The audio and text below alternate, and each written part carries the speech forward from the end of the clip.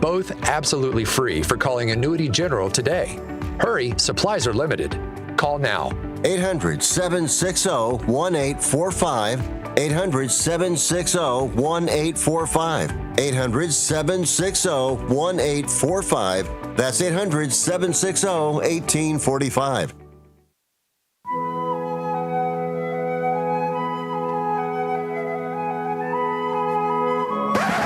It's time to wake up. Yes! And lock in to On the Rise. Yes!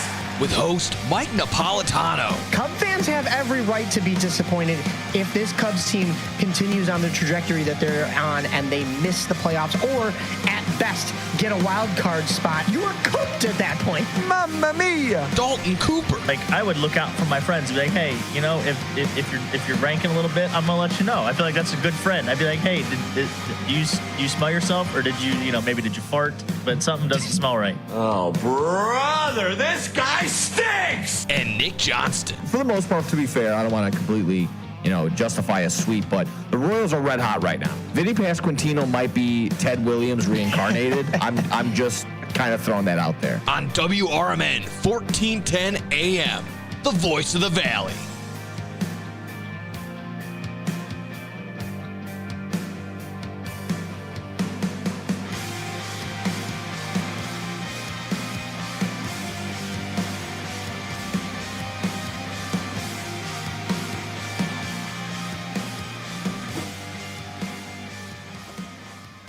All right, good morning, everybody. Welcome to On the Rise. This is one of your hosts, Dalton Cooper. I'm joined in studio as well from Mike Napolitano, your cameras today, or cameraless, if you will. Oh. We are doing First Responders Fest, everybody. Make sure to check out downtown Hampshire today. Today is the big day for First Responders Fest here at WRMN, saluting all of our first responders, firefighters, hospital workers, police folks, everybody in between. Should be a beautiful day. Hopefully the rain stays away, so make sure to come out and check out downtown Hampshire between 1 and 6 p.m. We'll have great live music. We've got vendors, food trucks. There will be an alcohol tent for alcohol purchases as well, and everything in between, so please come out and check that out. You can also check out WRMN on social media as well. We do normally have the YouTube side of things. The camera that we usually have focused on the other side of the town is being used for our live broadcast today at the First Responders Fest. So you won't be able to see really anybody's beautiful faces today, but you get to hear our voices, Mike. So Yeah, you're the lone star for today. yeah, is that the case? Yeah, you're on camera. You'll just hear from me, and I'll be like one of those producers that's off screen that's just hanging out, feeding you information, basically. Yeah, there we go. But I still got some hot takes for today. Okay. Yes, steaming hot, hopefully. Yeah, no kidding. But yeah, make sure to check out the WRMN social media pages as well. You can find us on Facebook, Instagram, everything in between. The On the Rise Facebook and Instagram pages as well. We have some great content going up on that daily, whether it's between game footage, player interviews, everything else in between. So please give us a follow. Subscribe to us on YouTube as well, 1410 AM WRMN. Now, Michael, we've had a busy night. I don't know about you. We were at the Boomers last night. We were. But we're not going to start there. Yeah, no. We're not going to start there. We're setting the stage. Yeah, we're setting the stage. We have a Bears game to discuss. No, we don't. We do. No, we don't. We definitely do. We have a. Did somebody tell the Bears that we have a Bears game to discuss? Somebody needs to tell Dennis Allen that we have a defense to talk about. Yeah, no kidding. That's for sure. Gosh. Coming off a 52-21 loss of the Detroit Lions. By the way, you can catch every Bears game this season live right here on WRMN 1410 AM. So please make sure to tune in. We do have the Bears Network radio right here. Tune in despite the agony we're about to tell you about. Yes, and we do have sponsorship spots for that too. If you have a local business out there that's looking to advertise during that game time, we have spots available. So please give us a call, reach out. We'd love to help you, obviously promote your business, bring in revenue, whatever the case may be. Now, the Bears defense, did you think Dennis Allen was going to be an improvement? What defense? Yeah. What defense? I'm still 52 points. I get it's the Detroit Lions, but 52 points? Yeah. What defense? Is that a revenge factor? Because I feel like that was more. Yes. I'm more curious to see that Matt Eberflus seemed to have a better grip on the defense than what Dennis Allen has. Gosh, that is such Now, it's only 2 games. Tough sentence to hear, but honestly, you're not wrong. Yes. I mean, it's only 2 games. Right now, the Chicago Bears do have the worst defense in the league. They are giving up over 30 points per game, 30.5. And we have to, that's the Cowboys. So if you're betting the over, the Bears right now are giving up 39.5 points per game. Yeah. Yeah. 40 points. And we're going to get into this Cowboys matchup coming up tomorrow. But, I mean, if you would have told me that it was the Bears defense that was the worst in the league, I would have believed you. Because after what I've seen in these first 2 weeks, it has been nothing short of abysmal. Like, it is just, even when the offense has flashes of solid play, you've got they'll turn the ball back over, either after scoring or after Caleb Williams is throwing interceptions to the Lions, which, listen, that's going to make me sound like I'm going after Caleb Williams. And he's not going to be perfect. He's not Patrick Mahomes yet. He's not Tom Brady yet. He's not, that superstar quarterback. But I'm not saying that he can't be that. I'm just saying there's still growing pains. And we knew there was going to be growing pains with this offense, learning a new playbook from Ben Johnson, and, Caleb still getting acclimated to the league.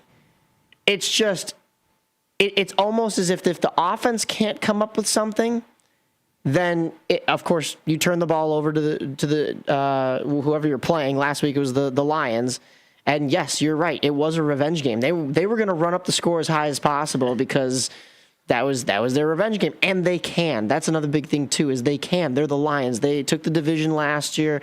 The Bears kicking that onside kind of opened up the door. By the way, guys, I was here the whole time. Welcome to Nick Johnson. I was here the whole time. Jumping on in here. Yeah, the Bears did open that door. But, it just looked like the Bears didn't know what they were doing from start to finish of that game. Like, it just looked like a catastrophe.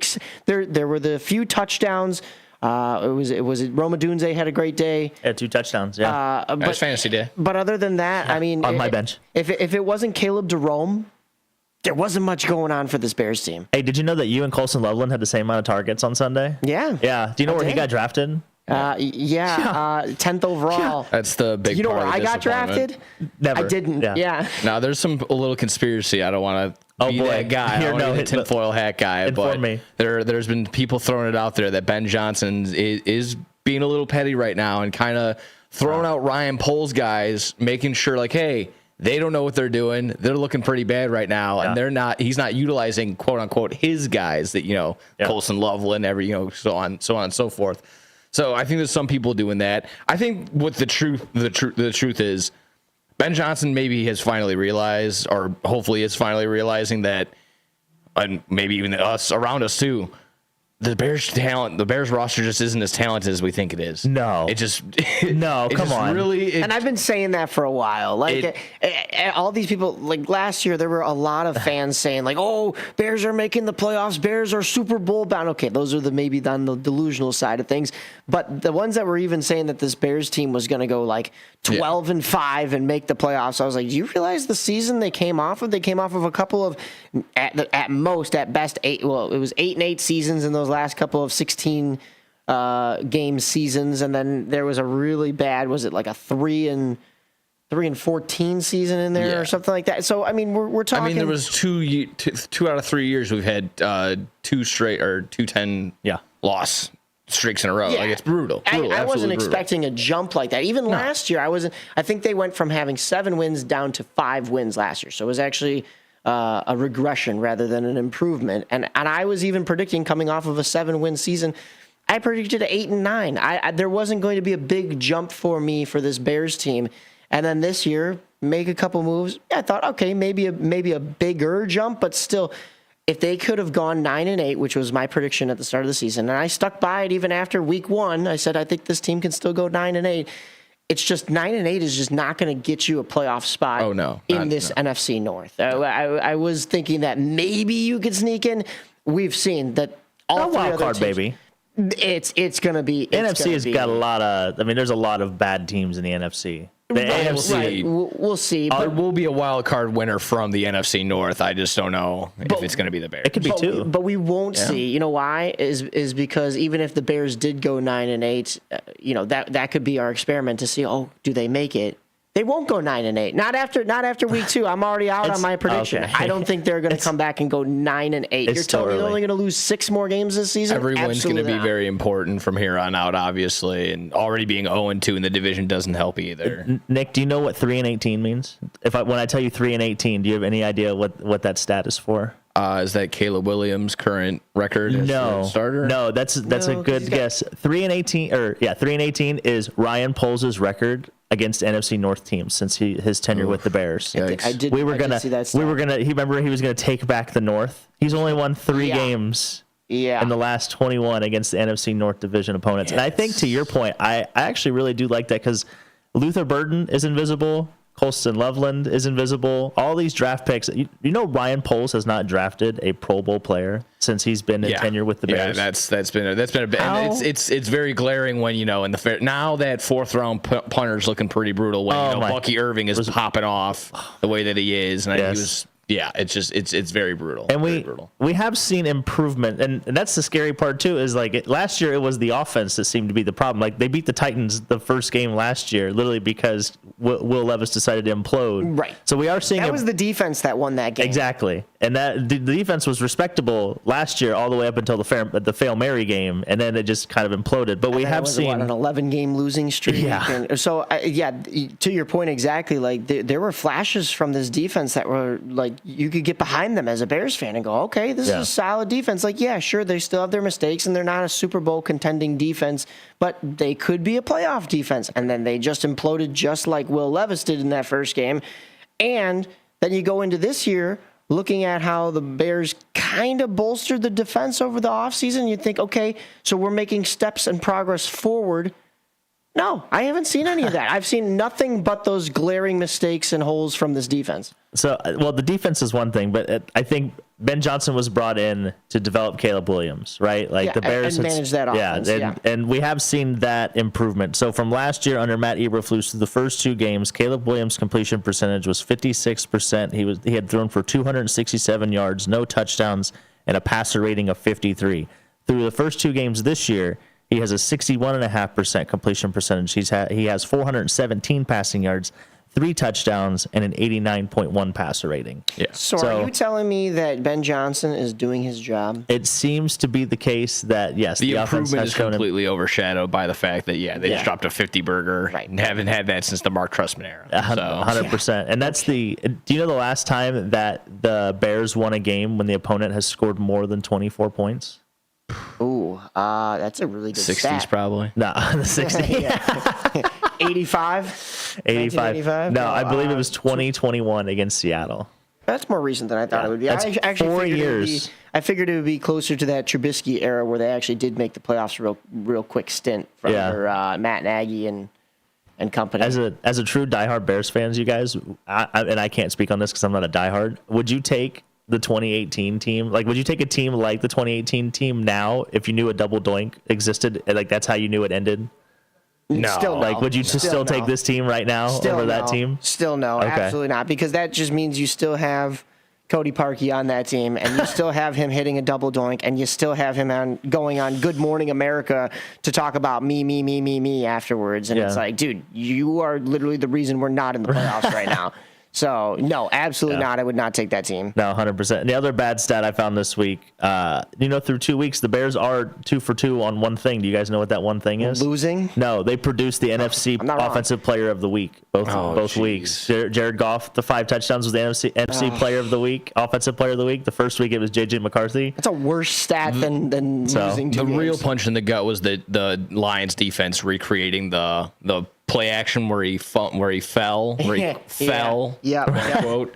Yeah, in the back. That was my very upsetting part. But again, it's just one of those things where the Bears were still competing. So I agree with what Ben Johnson said when he was talking. He's like, yeah, you know what?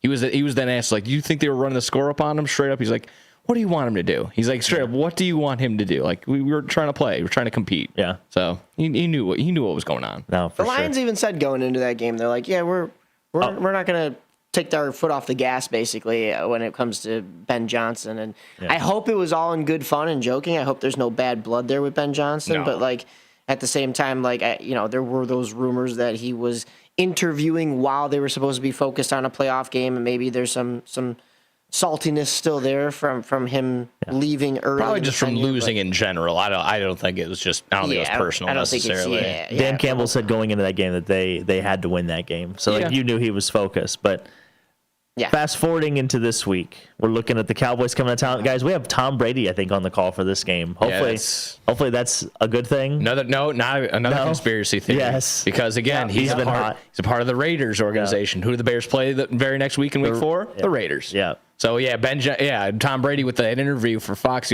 Hey Ben, what are you doing? Hey Caleb, get over here. What's going on? I got a couple questions for you. My favorite conspiracy theory is that ESPN did that on purpose, just to boycott, just to get him in trouble with Fox, or just to show that maybe Fox would have to maybe get rid of him with all the collusion going on. Which I love that conspiracy theory. Chip Kelly, I don't believe a word you say when you're like, we don't go to Tom for any of the offense or any tips or tricks. I don't believe you for a second. Not as far as I could throw you there, big guy. Yeah. I think this is the only league in which there is a broadcaster who has ownership stake in a team and could have an impact on a lot of things. Yeah. I mean, think about any other league. I don't know of anybody in the NBA. Everybody's either retired and maybe they're an ambassador of a team, but like they're not directly talking to a team. And another thing too, though, is their job is to analyze things, right? So, I mean, even if you have a former player who is an ambassador to a team, like they're going to analyze things and they're going to point things out to their respective teams. Like, imagine if Jerry Jones was on play-by-play. Well, we're about to have Michael Jordan on a couple of broadcasts this year. Yeah. Of course, there is the rough history with him and the Bears organization with certain members. But say there wasn't a rough history, and say Michael Jordan went on national TV and learned a couple things about a couple players because he's there to break things down. He's there to interview those players, and then he brings them back to the Bulls. I mean, I don't think those secrets stay secret within a league. I think people still talk regardless. Alumni are texting current players and giving them tips and tricks and, picking up on things that they notice. But, I mean, we're talking directly Tom Brady gets to sit in a booth and analyze the game play by play and then go back to his team in the Vegas Raiders and not say any of that stuff? Like, he's going to say that stuff. He said he was having offensive meetings with Chip Kelly like twice a week, too, which I think is interesting. Could you imagine talking ball with those two guys? It'd be insane. Yeah. But so keys to the game Sunday. Did you know Caleb Williams currently is 4th in the league in quarterback efficiency on scrambling? Oh, okay. So he is throwing well on the move. That was kind of like one of the big takeaways of him coming out of the draft was his ability to throw on the move. The dude's got a cannon for an arm. Oh yeah. He does. He can sling the pigskin. And that of course is the break glass in case of emergency. But of course we also saw the horrible interception that could happen. Who was that on the Lions that caught that? I don't even remember. It's going to slip my mind. I don't have the stats in front. Was it Zacchaeus? No, on the Lions that caught it. No, listen, I mean, yes, Caleb's those stats are nice for Caleb, and yes, we did see that rough interception, and that stands out in people's minds because of the fact that he didn't have to scramble on that play. I think he had plenty of time to find a wide open receiver, and then still scrambled, and then still threw the ball into the Lions' hands. So, yeah, that one maybe not so good, but I'm going to try not to judge him solely on the one play. But at the same time, I wouldn't have guessed that he's 4th in that stat in the league. Yeah, no, he's really good. The problem with Caleb Williams right now is that his easier throw accuracy is near the bottom of the league, so he can't hit the layups. But his EPA or yards per target is really good. He's averaging about 7.7 yards per attempt. So they are throwing the ball downfield more, which does bode well against this Cowboys defense so far through 2 games. I mean, Russell Wilson just lit them up with like 3 moon balls, right? Yeah, that was quite a game. This could be a shootout. A lot of people are leaning towards that because the Cowboys give up so many passing yards. They like you just mentioned, they let Russell Wilson look like old Russell Wilson. Malik Neighbors look like a god. So in that sense, it's just who's going to be able to hit that deep ball. Are they going to finally unlock Luther Burden and maybe hit him deep or something like that, or maybe back to Rome because he seems to be the number 1 right now. I think DJ Moore's still a little banged up from that week 1 game. That seems to be the case, but for sure, Back to the run game. DeAndre Swift questionable. I think it was with a quad or his knee. Something with his leg. Just one of those questions of, do they open it up now for Roschon? Is it going to be the third man out? It's just hopefully they get the run game going in any sort of way, because again, that's that play action that Ben Johnson so loves. That's going to really open it up and allow Caleb Williams to hit that deep ball, or trying to again hopefully start hitting these layups like you just mentioned. Well, I mean, I don't know if Caleb's going to have a whole lot of time, because he's going to have Micah Parsons. Oh wait, yeah. No, we traded Michael. No, yeah, Michael. Yeah. We love Michael. Michael Parsons. Yeah, DeAndre Swift is questionable. Yeah. You know who else is out for this Bears team, and it looks like it is going to be for the entirety of the season, is Jalen Johnson. Yeah, that's a bummer. That is that hurts for this Bears team. And Kyler Gordon is out in this game with a hamstring. Kyler Gordon. So who is your CB1 here? I don't know. So that's a great question, actually. Yeah, Lamb might have himself a day. Honestly, yeah. Or George Pickens. I mean, honestly, Dak, it's going to be tough to keep up with either. Yeah. I mean, Dak might have a big day, just like Russell Wilson did last week. Fantasy. You picked up Dak Prescott in your fantasy league? I had to. Joe Burrow went down. Yeah, but he was on the waiver wire? Yes. In your league? Yes.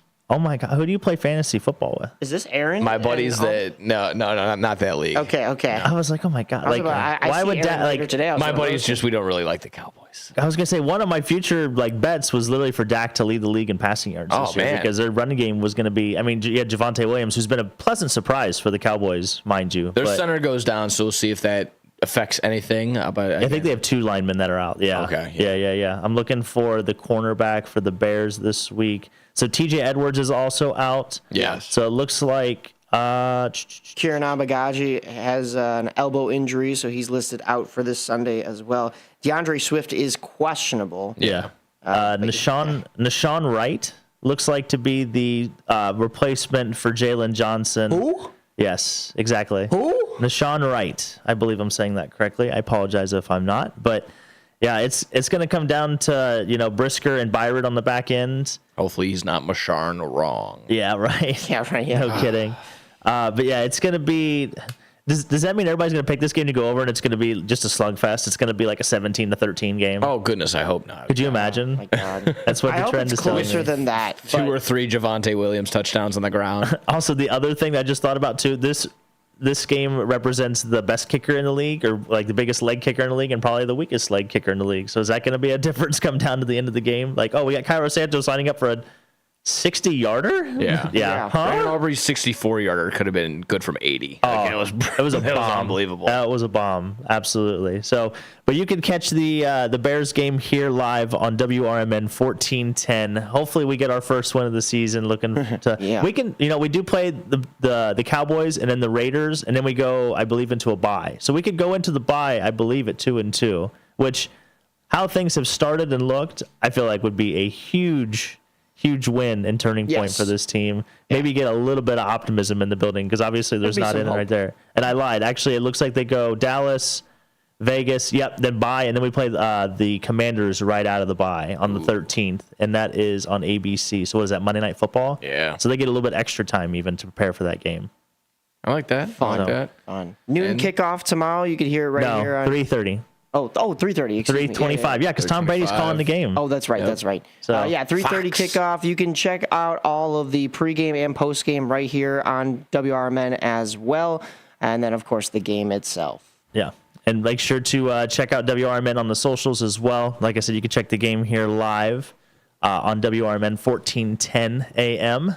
But after the break, what are we going to go into next? Do we want to talk baseball? We've got some baseball to talk. White Sox are still wrapping up their season, and then of course the North Side has clinched a postseason spot. So we'll be talking Cubs later on into October, and plenty more right where that came from as far as baseball goes. It's been quite the baseball location here in Chicago. So you're listening to AM 1410 WRMN, and we've got about an hour's worth of Chicagoland baseball for you coming up. Myself, Mike Napolitano, Nick Johnston, and Dalton. Is diabetes keeping you from enjoying life's special moments? At US Med, we understand the challenges you face, and we're here to help. With US US Med, I can finally manage my diabetes without it managing me. US Med offers a wide range of services to simplify your diabetes care. Personalized care plans, convenient access to cutting-edge diabetes tech, and knowledgeable support. Plus, we'll check your insurance so your diabetes care may be covered at little or no cost to you. With US Med, I feel confident and control of my diabetes. I can finally live my life to the fullest. Don't let diabetes hold you back. Choose US Med and experience better birthdays, better adventures, better anniversaries,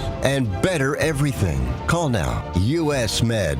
Better service, better care. 800-785-1673. 800-785-1673. 800-785-1673. That's 800-785-1673. When disaster strikes, flood or fire, every second counts. At Emergency Construction Group, they specialize in immediate response and same-day service for any residential, commercial, or industrial emergency across the Chicagoland area. With over 30 years of experience, they've got the expertise, manpower, and equipment to handle any size loss fast. They follow strict IICRC guidelines to restore your property the right way, the first time. Their team values transparency, constant communication, and strong ethical standards because your peace of mind matters. Licensed, bonded, and insured, they're here for you 24/7, 365 days a year. Call 855-4ECG now. That's 855-432-4669. Or visit their website at emergencyconstructiongroup.com and let Emergency Construction Group put your life back together one step at a time. That's Emergency Construction Group. Your satisfaction is their passion. Finding a reputable business shouldn't require luck or chance. But how can you tell who you can trust? Pro tip, the BBB connects people with businesses they can trust. So think of the BBB as the better, check with the BBB first, because better businesses are honest and commit to high ethical standards bureau. That's why they're better. Always look for the sign of a better business and find a better business anytime at bbb.org. Theriault Booth, a leading local law firm, is located on the beautiful Fox River in downtown St. Charles. Here's Ryan Theriault. For better or worse, there are just times people need a lawyer. Whether you are involved in a work injury, in an automobile crash, selling a home, or even planning for your estate after your passing, we're here. We're local. We're part of the community. For more information, visit them on the web at tbfirm.com or give them a call at 630-526-4242. This is Larry Jones, and I'd like to talk to you about my bank, American Eagle Bank in South Elgin. Has your bank changed names in the last 10 years? Is your bank another faceless branch with headquarters in another city? Are you tired of earning next to nothing on your savings account or certificates of deposit, or does your personal banker treat you like a stranger? If you answered yes to any of those questions, then you're ready for a new banking experience, and American Eagle is the place for you. American Eagle is a locally owned independent bank that's rooted in the community, and American Eagle customers are greeted by name and treated with the respect that they deserve. American Eagle has an innovative program, Eagle Savings, that teaches your children to save while earning prizes and rewards. American Eagle offers great rates on certificates of deposit. My bank is located in South Elgin on Randall Road between the Target and Caputo's and is open Monday through Saturday. Give them a call at 847-742-7400 and a real person will answer the phone. American Eagle Bank, a place where you matter.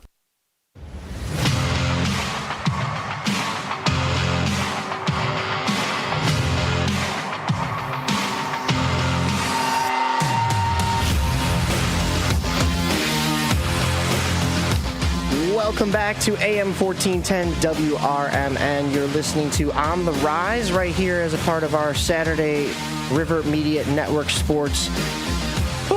River Media Network Sports Station, substation, I guess, of WRMN. Nice. Yeah. Myself, Mike Napolitano. We got subs? Yeah, exactly. Yep. Nick Johnson. All about that bass. And Dalton Cooper. We've got baseball for you here in the Chicagoland area, and it's been a really rough week for this White Sox team that is so desperately trying to avoid 100 losses, but it doesn't help when you lose 6 straight games. The White Sox had taken 2 out of 3 from the Tampa Bay Rays and were looking kind of good with only 90 losses and about 13 games to go on the season, 14 games, maybe 15 actually.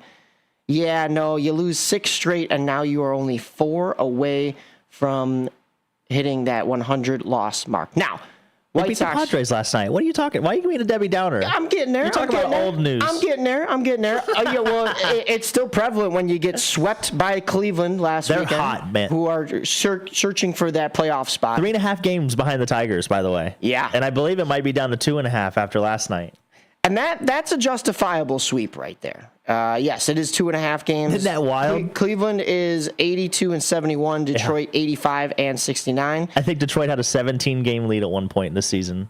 Oh my gosh! By the way, yeah, that's crazy to be losing it like that. I mean, I still think the Tigers are a formidable opponent. I think they're going to go far in the playoffs still, but I would not be surprised also if they've had a lackluster second half, and that dictates them getting bounced early in these 2025 playoffs. Now, yes, the Cleveland one is justified.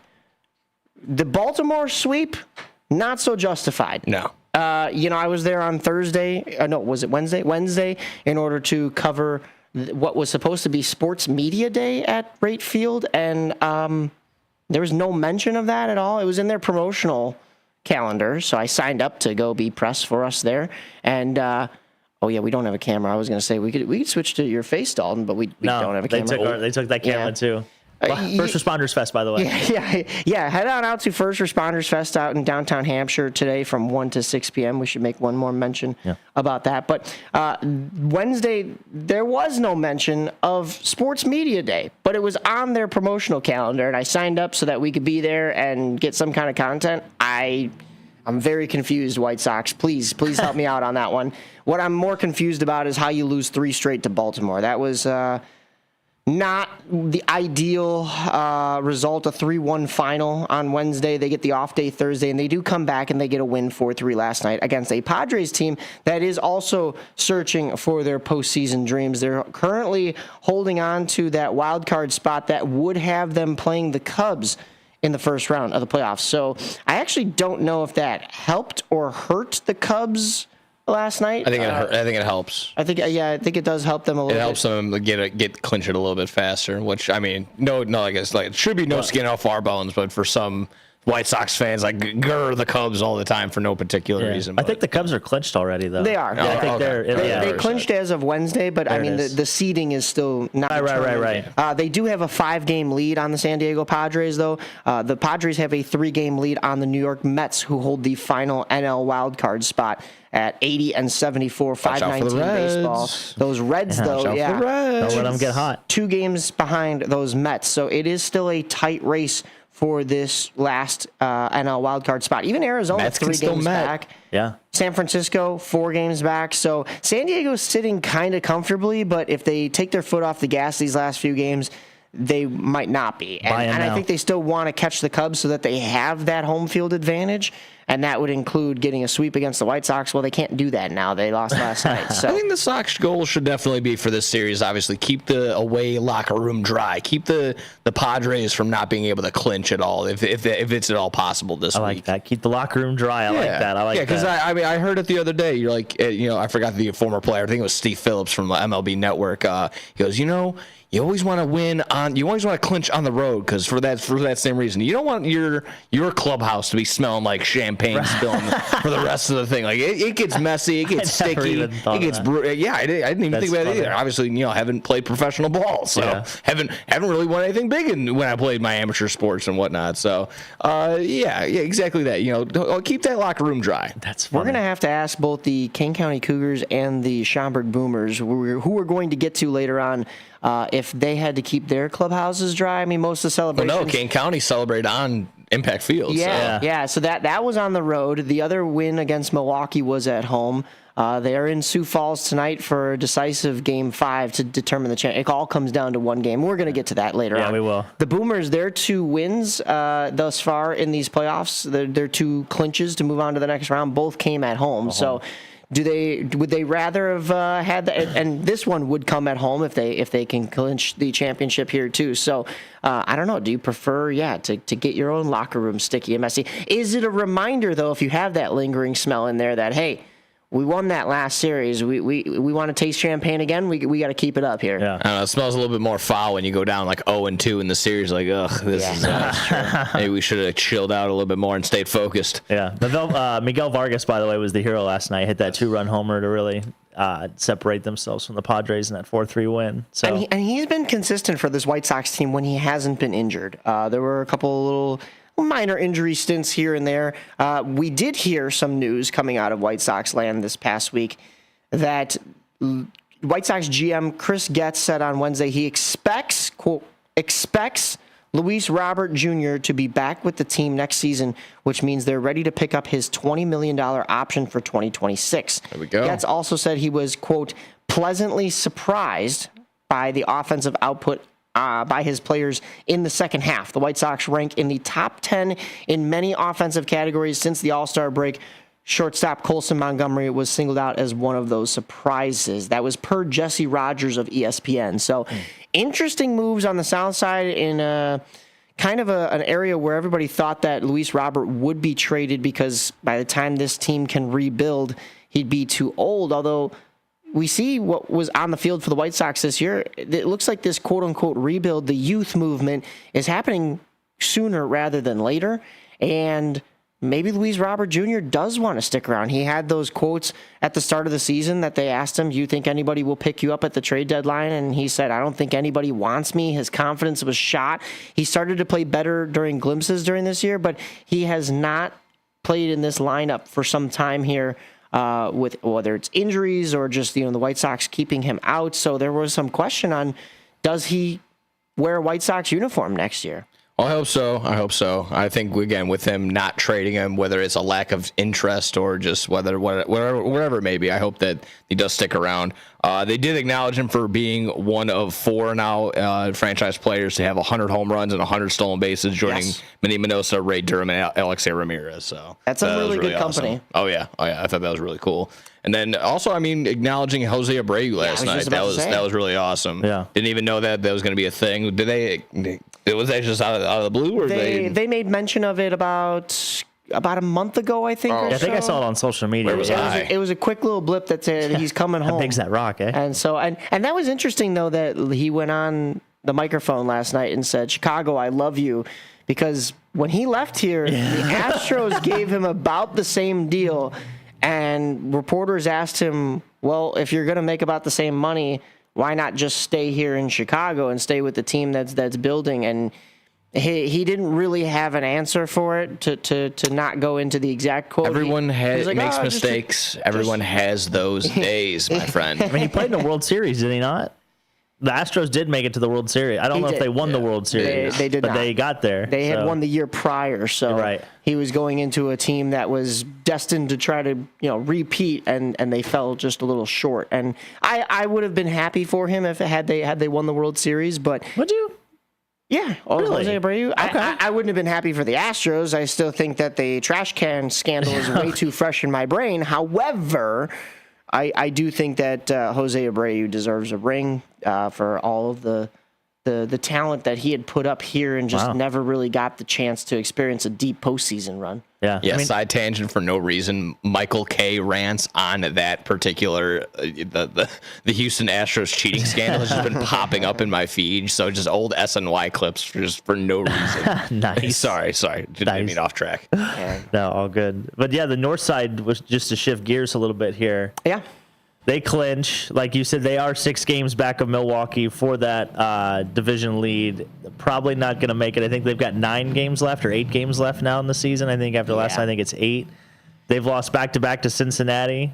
My Cincinnati Reds. Yeah, Don't let them get hot. Hunter Green looked really good in that 1-0 game. I'll tell you that right now. I think he gave up 1 hit. Yeah, he did. I believe so. So is there anything as far as, and I'll tell you this right now, I did buy it a future. I bought in on the Padres about 2 months ago. I think after I saw the stat that they had the most shutouts in the league, and they do have one of the best bullpens in the league, which we kind of know that's what wins in that postseason era for sure. Sitting on a pile of arms, that's what was clearly the recipe last year with the Yankees and the Dodgers. Yeah, and I think it's the first time since 2020 that the Cubs are going back to the postseason. I believe. I think it's since the COVID season. Correct. That's correct.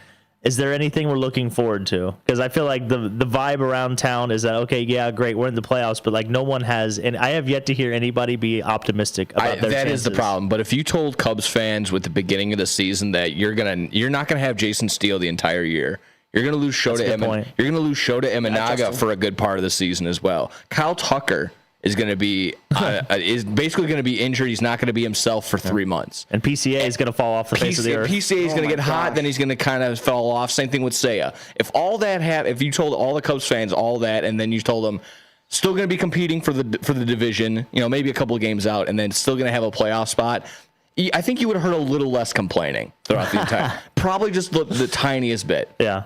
So that is the issue. But in all honesty, when you look at when you take a step back and really look at this Cubs team, they're very well balanced. They're so well balanced. There's not a glaring issue for the Cubs. Of course, you can really overanalyze and be like, oh, he's not hitting for himself. He's not doing this. He's not hitting for average. His miles per hour off his bat has gone down. But their bullpen is good. Like they can put together a pretty solid 3-man rotation with the way that the wild card is built right now. So, pretty solid offense. Again, if Kyle's not going to be on the roster, you have that little golden nugget of like, hey, let's bring up Billy Hamilton. Let's have him steal a couple of bags, and if it's going to be close games, let him run. So again, it's pretty balanced. They can make some noise in this NL. I don't want to be, again, not very weird for me being optimistic for the Cubs in any sort of way, but they can do something. It's very possible. Yeah. Do we think Matthew Boyd is the game 1 starter, or do you go Imanaga? No, I would think you go Imanaga. Yeah. Boyd really hasn't been himself. Colin Ray has been really good. Colin Ray, I think you give him a start.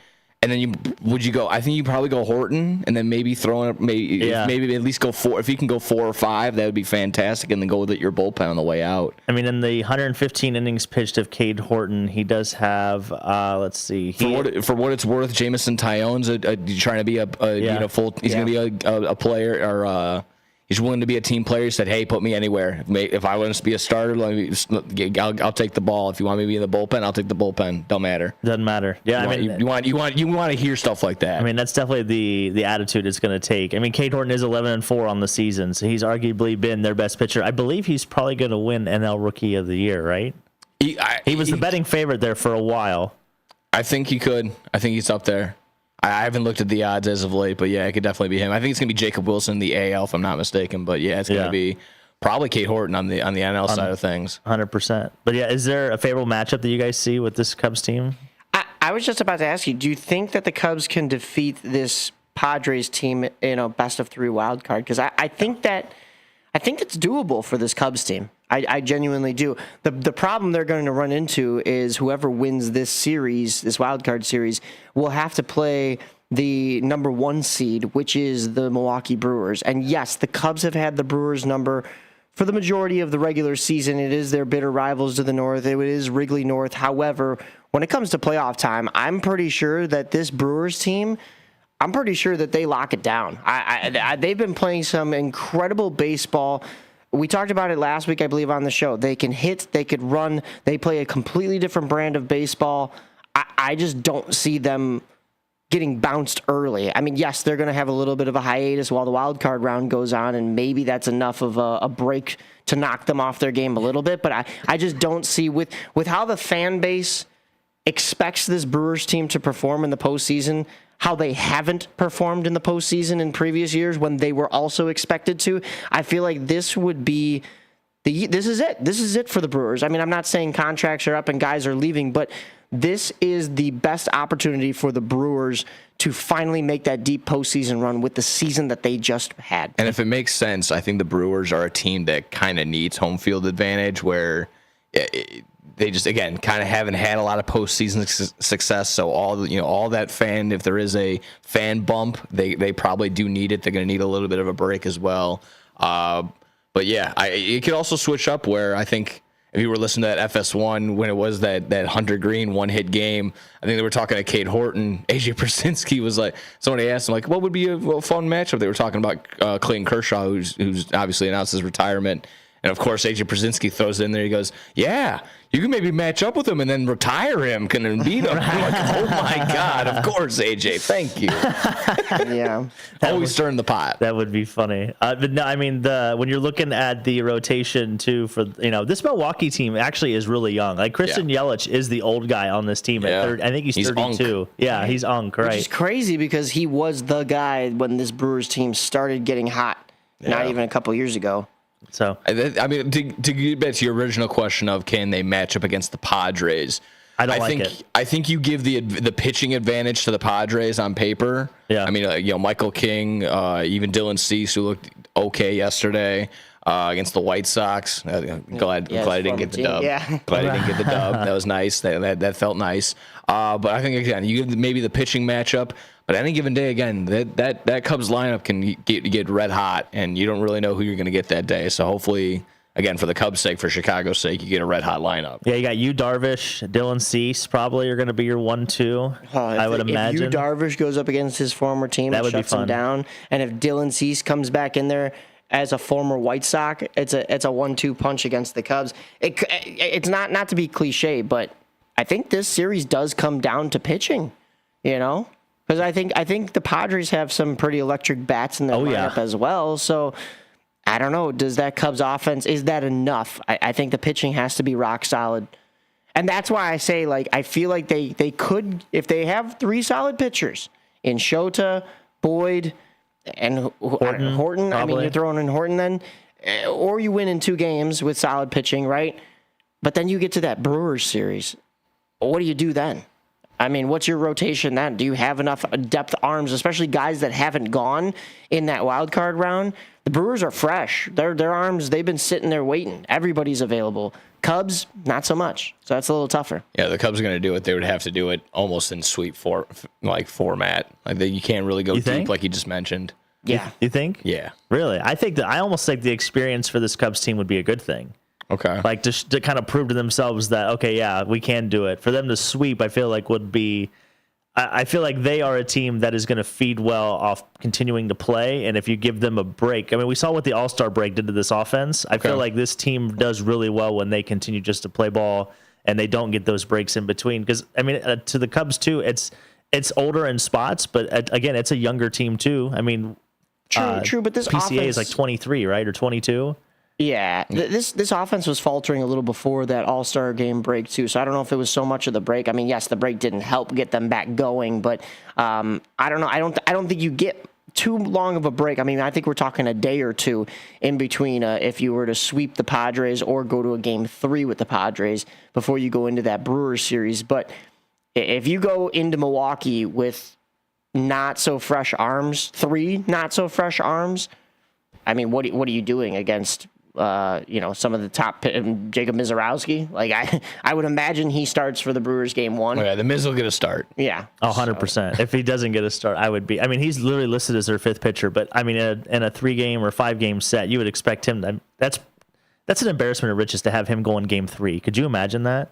Oh, yeah. Because they're going to have Woodruff is probably going to be in there. Right. Is going to be game 1 or game 2. They have another starter that I'm blanking on at the moment, but 6'10" baseball they're playing. Peralta. And then they have somebody's on the 15-day IL as well. Quintana, right? They have Quintana as well. I believe so. Yeah. He was doing actually very well this season. He was pitching at least 11 wins. Jose Quintana is on the 15-day IL, but that was as of September 17th, so he'll be ready to go for playoffs. Yeah. But wow, I mean, yeah, that's a deep pitching rotation, and it's going to get tightened up for playoffs. So some of these guys may even be coming out of the bullpen that you saw as starters during the regular season. And, so if the Cubs have to face 2 separate starters in one game for this Brewers team, do the Cubs have 2 separate starters ready to go, especially after playing a series against the Padres? So to your point, Dalton, I think the more games they play in this postseason and the more experience they get will help them in the long run, not within this playoff run. The more games they get, yeah, sure, they're going to be more experienced next time they get to the dance. Right. But if they want a deep playoff run now, they got to do it quickly. They can't reuse their arms as many times as, beyond humanly possible. They got to shut things down quickly and dominate this postseason if they want a deep run. I do have some good news. So the Cubs are 46-29 at home this season. Padres on the road. You want to guess what that record is? 46-29. No, they are 36-43 on the road this season. Okay, so yeah, like 7 or 8 games under 500. If what is that? Yeah, 7 games under 500. If I can do math quickly. It's still early in the morning. Coffee hasn't kicked in, but yeah, 7 games under 500. On the flip side, they are 19 games above 500 at home. The Padres are. So you're not going to want to face them at home. You are going to want to face them at Wrigley, and you have that 5-game lead on them in the wild card race, so they can kind of manage it down the stretch, which is nice. Yeah. Like you're going to get fresh arms because you should be able to set the rotation. You should be able to set the bullpen the way you want it, and everything else in between. Give days off to guys. Does that mean we're going to see a lot of Justin Turner down the stretch? I don't know. And for what it's worth, it doesn't seem like the Padres lineup has been very, very hot. I mean, doesn't seem like Fernando Tatis has been doing anything as of late. And I say all this now, and he's probably going to go crazy tonight. Yeah. Manny Machado hit another grand slam the other night against the Mets. I think that was his 14th career grand slam, which is crazy. 13th or 14th, one or the other. So. Yeah. I don't know. They have the only thing that scares me about San Diego to that point, and this is the reason why I put a future on them, is like they have the stars that can do it, and then on top of that, they have the pitching. So like the pitching is going to keep them within 1 or 2 swings, and then they have guys. Even Cronenworth has had some big swings for that team. Jackson Merrill has had some big swings for that team. They just can't get past older brother, and that's the Dodgers. The Dodgers just bully them every single time. And they did the Dodgers a couple years ago. The experience though. Too, oh yeah, of if course. You're talking over the Cubs. Yeah. But yeah, they run into those NL West opponents, which is mostly the Dodgers. And the manager of the Padres, Mike Schilt, was asked a while ago. He goes, "Hey, would you be willing to see the Padres in the postseason?" He goes, "Oh yeah, of course." And in my back of my mind, like, you should definitely say no because your record against them is putrid. They had just come off. I think they were in the middle of getting swept by the Dodgers at that current time when he was getting asked that. So. It does not look good if that ends up somehow being the matchup too. I mean, I love this bracket on both sides. If you're really looking at how the MLB is shaping up for the postseason. So, and it's the first playoff appearance in a full-length season since 2018 for the Chicago Cubs. So if you take out the COVID year, 2018 was the last time they were in the postseason. Yeah, I believe that was against the Rockies that they were eliminated. That was back when the Rockies were a good team. Yikes. But this Cubs team has had a great week. We talked about Tampa Bay. They took 2 out of 3 from them last weekend. Then they sweep the Pittsburgh Pirates. And, of course, they beat Paul Skeens on Tuesday. You said a stat last week, I think it was. You brought up a stat on the air. That was Nick. It was Nick that if the Pittsburgh Pirates just gave him a little bit more run support, he would be phenomenal. They give us 4 games. If they give him 4 runs or more. For the Yankees. Yeah. It was. I think it was if they gave him 3 runs, he would have been 33-2, and then it was the same thing. It was they gave him 4, if he would have been 35-1. Yeah, or something like that. Ridiculous. That's insane.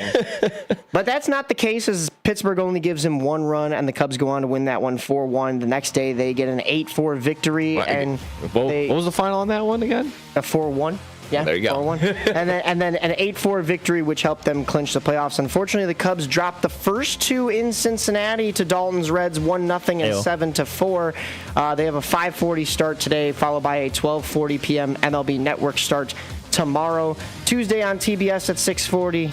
And then that's against the Mets. So a series against the Mets and then a series against the St. Louis Cardinals. It's not going to be easy going down the stretch for the Cubs, especially a lot of these games are on national television. The White Sox home against the Padres here, and then on the road for the remainder of the season. 3 games against the Yankees, 3 games against the Washington Nationals. You're listening to AM 1410 WRMN's On the Rise right here on River Media Network Sports. For nearly 50 years, the DuPage Senior Citizens Council and Kane Senior Council have been dedicated to serving seniors in DuPage and Kane counties. Established in 1975, the DuPage Senior Citizens Council is a volunteer-driven 501c3 non-for-profit organization committed to helping older adults live with dignity. From providing nutritious meals to offering support services, the Kane Senior Council is there every step of the way. With programs designed to enhance independence and quality of life, they're proud to make a difference in the lives of their senior neighbors. To learn more or to volunteer, visit them at 418B Airport Road in Elgin or head to their website at caneseniorcouncil.org. Give them a call at 630-338-0999. That's 630-338-0999. 0999. That's the Kane Senior Council, caring for seniors because they deserve to live with dignity and respect. Visit caneseniorcouncil.org or call 630-338-0999 today. Your hometown radio station since 1949. We are WRMN AM 1410, Elgin time, 9 o'clock. Breaking news from Town Hall. I'm Bob Agnew in Washington. President Trump's son Eric says it's hard to fathom the impact Charlie Kirk has made on American politics. Built one of the greatest youth political movements in history, probably the greatest youth political movements, and then somebody dressed in all black sits on top of a roof with a rifle, while calling him a fascist for exercising free speech, and and kills a dear friend of ours, and it's absolutely heartbreaking. Eric Trump spoke with the Salem Radio Network this week about his new book, Under Siege, My Family's Fight to Save Our Nation. Former White House Press Secretary Sean Spicer says free speech allows for peaceful disagreement, not political violence. One thing to say, I disagree with Sean or Chris or Charlie. It's another thing to say, let's go get them, or, they should be killed or whatever. That's crossing the line. And the former White House Press Secretary also says that it stifles free speech when you make your political opponents afraid they may be physically attacked or sustain attacks on their home and family if they speak their mind. Plenty of fireworks on Friday on the Senate floor as lawmakers prepared to vote on a pair of contrasting continuing resolution bills that would have avoided a government shutdown. Minority Leader Chuck Schumer urged his colleagues not laden down to stand with Donald Trump and keep the same lousy status quo and cause the Trump health care shutdown. But Majority Leader Republican John Thune called on the House bill, the House bill that arrived in the Senate, clean and bipartisan. He said the Democrat alternative proposed by Schumer was anything but laden down with partisan policies and appeals to the Democrats' leftist base. In the end, neither bill got the 60 votes needed for passage unless something changes. The government now set to run out of funding at the end of the month. More from townhall.com. We all hear the radio ads about the IRS. They tell you to be afraid, to be scared, and they try to frighten you into calling. I'm not here to do that. Tax Relief Advocates is different. TRA is here to tell you that if you owe money to the IRS, whether it's $5,000, $50,000, or $500,000, we have a solution. It doesn't matter if you're sitting in your car, at work, or with your kids. No matter where you are, call now. 800-583-0141. Don't lose hope. TRA can eliminate or reduce what you owe to the IRS. Generous programs are now available that can give you a fresh start. Our passion is taxes and helping individuals fix their IRS problems. We have over 1,000 5-star reviews on Google and an A+ with the Better Business Bureau. You don't need to be afraid of the IRS any longer. End your tax nightmare today by visiting us online at TRA.com or call 800-583-0141. That's 800-583-0141. Tax Relief Advocates, real solutions for real people. President Trump is set to meet with China's leader in South Korea next month. Following a 2-hour phone call with Chinese President Xi Jinping, the president announced he will meet with Xi in South Korea in late October and will visit China early next year. Writing on his social media platform, the president said Xi would come to the United States at an appropriate time. He also said they made progress on approving a TikTok deal to allow the popular social media app to keep operating in the U.S. Greg Clugston, Washington. A Taliban crackdown to, in its words, prevent immorality is spreading across Afghanistan. More and more provinces are losing access to fiber optic internet after the country's leader imposed a complete ban on the technology. It's the first time a ban of this kind has been imposed since the Taliban regained power in August of 2021 following the U.S. pullout. You'll find breaking news and analysis at townhall.com.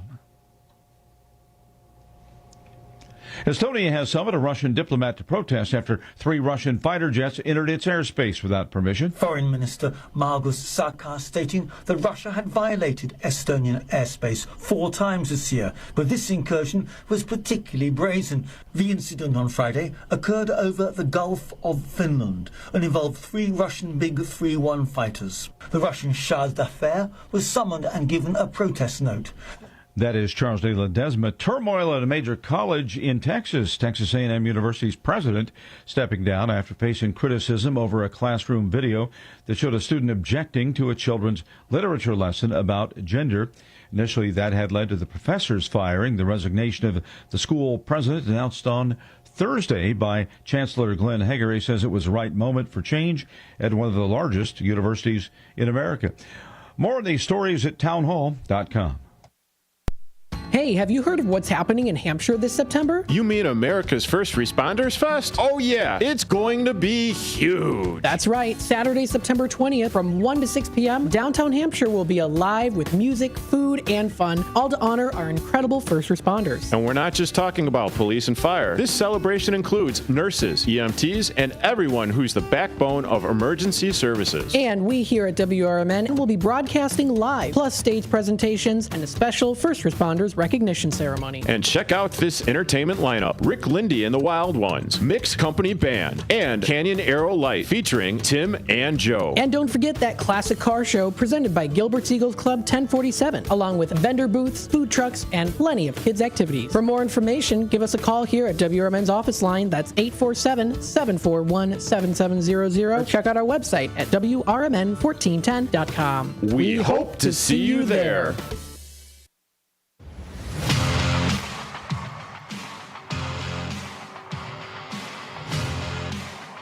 Back at the wall, it's gone!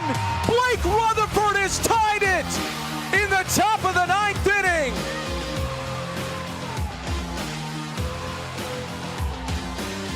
A late addition to the Cougars. He didn't join the team till the month of August, and he has the biggest hit of the season. We're tied at 2 in the top of the 9th. Chu lines it into left field. That gets down. Here comes D'Alessandro. Hart fires to the plate. It is not in time. Marcus Chu gives the Cougars the lead. He comes through in the clutch yet again. Just heard from Connor Klingon, the broadcaster for the Kane County Cougars. Last night's affair in the Miles Wolf Cup final, as the Cougars were down 2-0 all game and had just an absolute ecstatic top of the 9th in order to keep themselves alive here on the road in Sioux Falls. And we're going to get to that, but I do want to mention that unfortunately we've got Nick Johnston in the studio. I have to bring this up, my man. Unfortunately, I'm here. What? No, glad that you're here, but unfortunately you're here to have to hear what I'm about to say. Last Saturday night at Impact Field, the Cougars were facing the Dogs in that winner-take-all Game 5 that we had previewed last week here on the show. It was John Baker versus Connor Ash on the mound. It was a back-and-forth scoring affair early on, but the Cougars did pull away with a 10-3 win. Yeah, and not much to write about for the Dogs on that one, I'll be honest. For what it's worth, the Dogs had a pretty solid season. I'll give it to them. A couple. I don't want to solo out a couple players, but I think if they would have gotten hot at the right time, they would have had a better opportunity. I know it does hurt being out, just being one game short from getting into that Wolf Cup final. I'm going to emphasize that because there's two F's in there. So the Wolf Cup final. Nice. Again, it is tough losing that way, losing in your home field, right there in front of everybody. But for what it's worth, like I said, solid series, solid season all the way around. So hopefully the boys can get back into it. Again, it is always tough every single year. It has to be for everyone, every single team. Just when there is all that roster turnaround, maybe a couple key guys stay and stay put. But when you're really just doing an entire roster every single year, it's really tough to maintain it. So again, to just tip of the cap to the boys to get back into it, to still stay competitive. So better luck next year, boys. It was tough to go out like that. And that audio was courtesy of the American Association Instagram page, by the way. That is true. So that is just true. To make sure we do that. But yeah, Blake Rutherford from White Sox. Yeah, and like you heard in the call, he came into this team in August, I believe. So he's one of the newer faces and makes our biggest swing of the season. Game 5, we talked about this last night too. Every series the Cougars have played have gone the full boat. They've played the most amount of games they possibly could have played.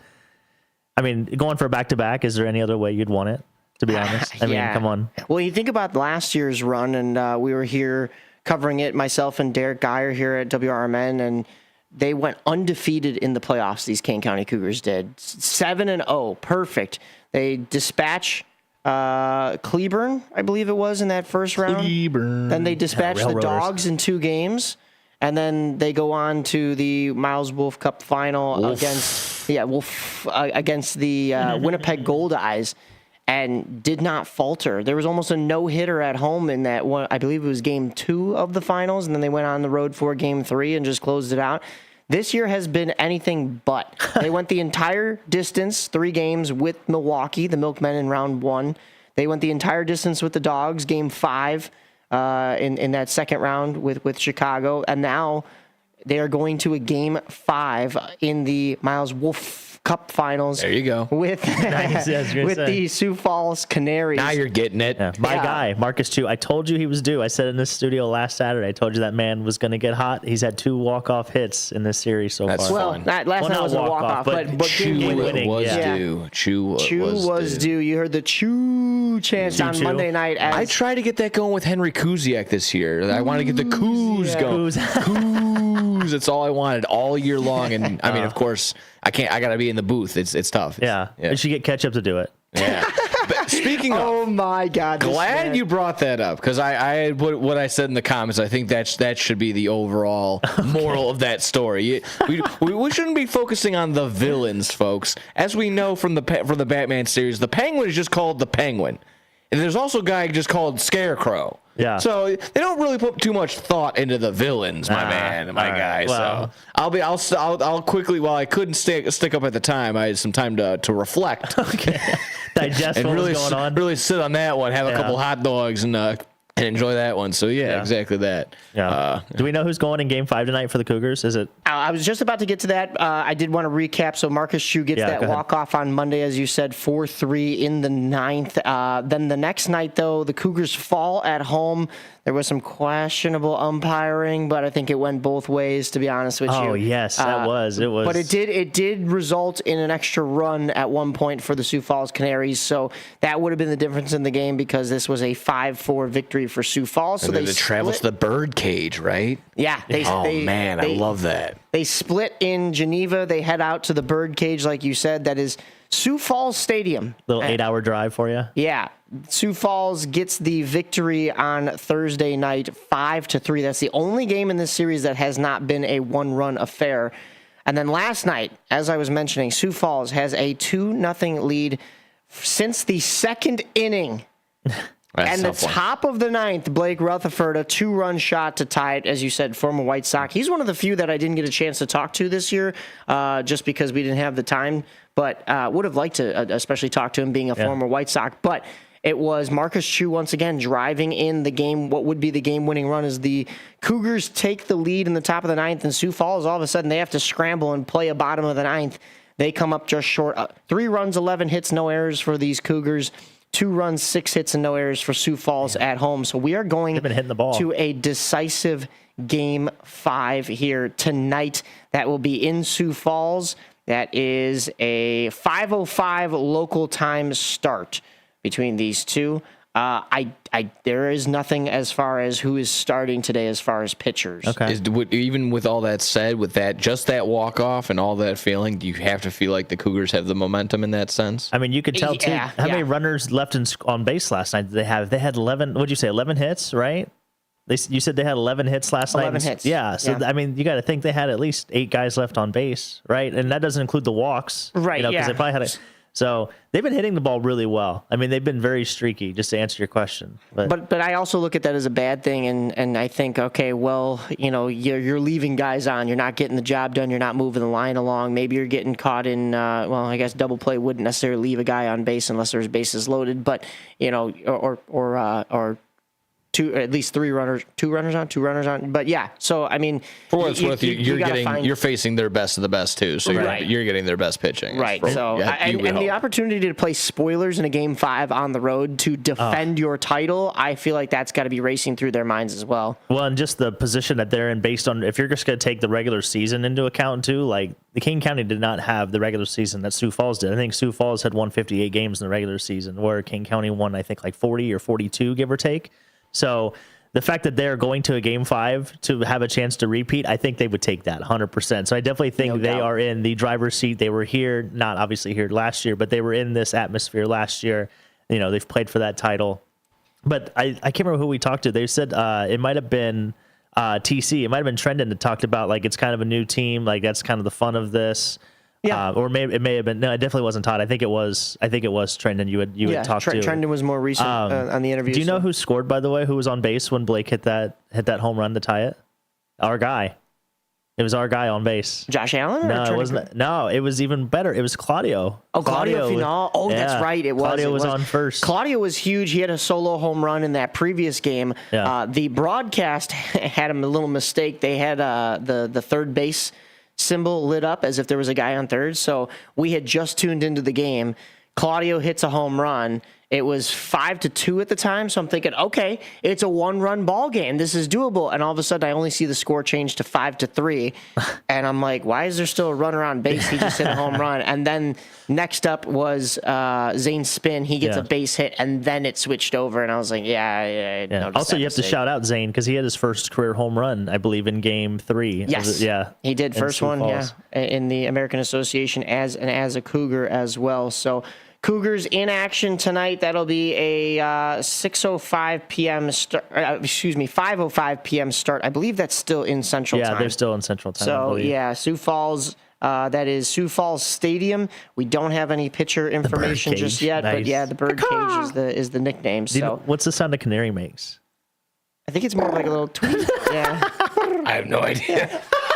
Both the Kane County Cougars and the Canaries. I don't watch enough Animal Planet. I watch Cartoon Network growing up. So that was well done. Well done. The Canaries have gone the distance in every series they've played this year as well. So they're old. We talked about that. Yeah, they have a lot of 30-plus-year-olds on the team. They have a 35-year-old on their team, Nick. And not that I'm gonna throw shade or anything like that, because I'm obviously a 30-year-old too. But for that league, to see somebody born in 87 or excuse me 90 or 91. I think the Cougars have somebody on the team that was born in 88. I cannot remember. It was a pitcher, I believe. But yeah, that's what kind of threw me for a whirl. Is this the second baseman is in his early 30s? They have their DH is 35.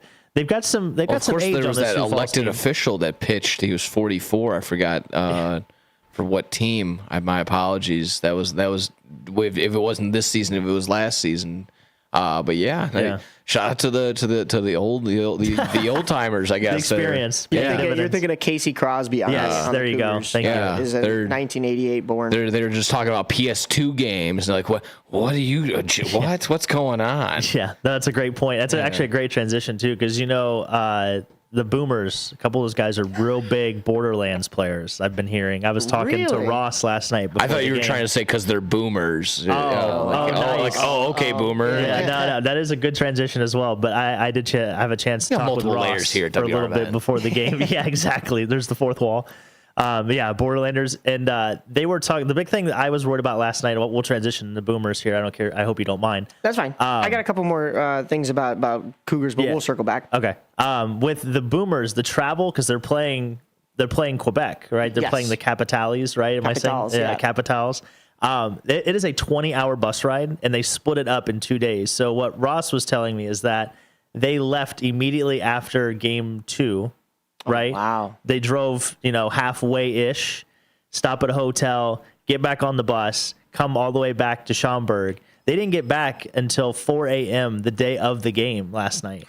Oh, wow. So they had slept all the I was a little worried going into the game, and I'm like, but then I thought, well, Quebec probably had the same thing going on. So the fact that we had a slugfest last night probably wasn't, I guess. That was just all nerves. It was just all adrenaline. Yeah, that was caffeine. That was a caffeine-filled game right there. And you could see the first base coach last night. Forgive me for not knowing his name, but he was Bill Frotto. He was encouraging the crowd. He was getting into it. He was a man on a mission last night. He fired the boys up. He was getting them ready. Maybe we'll have to talk to him tonight. Yes, I think we should. I've got some great videos of him yelling at literally the first base crowd, like, come on. He's like clapping. He was the spark plug last night for that Boomers team. Again, I'm sure you check those trash cans. It's crushed Red Bull cans, crushed Mountain Dew cans, code red everywhere. You know it. It's already ready to roll. Ghost energy drinks. Smelling salt. Ready to roll, baby. Oh, yeah. Sure. For sure. It's not banned in there. It's not the NFL, so they can still do it there. Nice. That's true. The Boomers are also seeking a trophy and a ring, as well as just like the Cougars.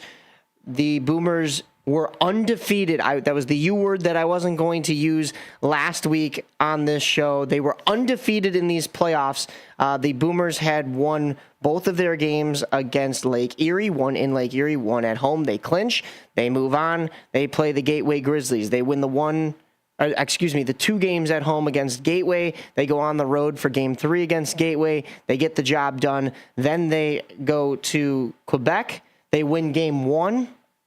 Unfortunately, though, they did fall in game 2, and that was a late inning loss as well. That was a little bit tough as far as a game, because they were winning that game. It was like what the Canaries had last night, where the Boomers were winning all game, and then they falter and give up I believe it was a 2-run shot. They were winning 2-1 for a little while. They give up a 2-run shot that might have been a 3-run shot. And it's Super Mario is who they're talking about for this very talented 3-time defending Quebec Capitals team. Yeah. I mean, this man has just been unreal. But actually, this was Gideon for Quebec, Justin Gideon. He hit a 3-run shot. So Boomers give up 3 in the 8th after leading all game and being undefeated in the playoffs.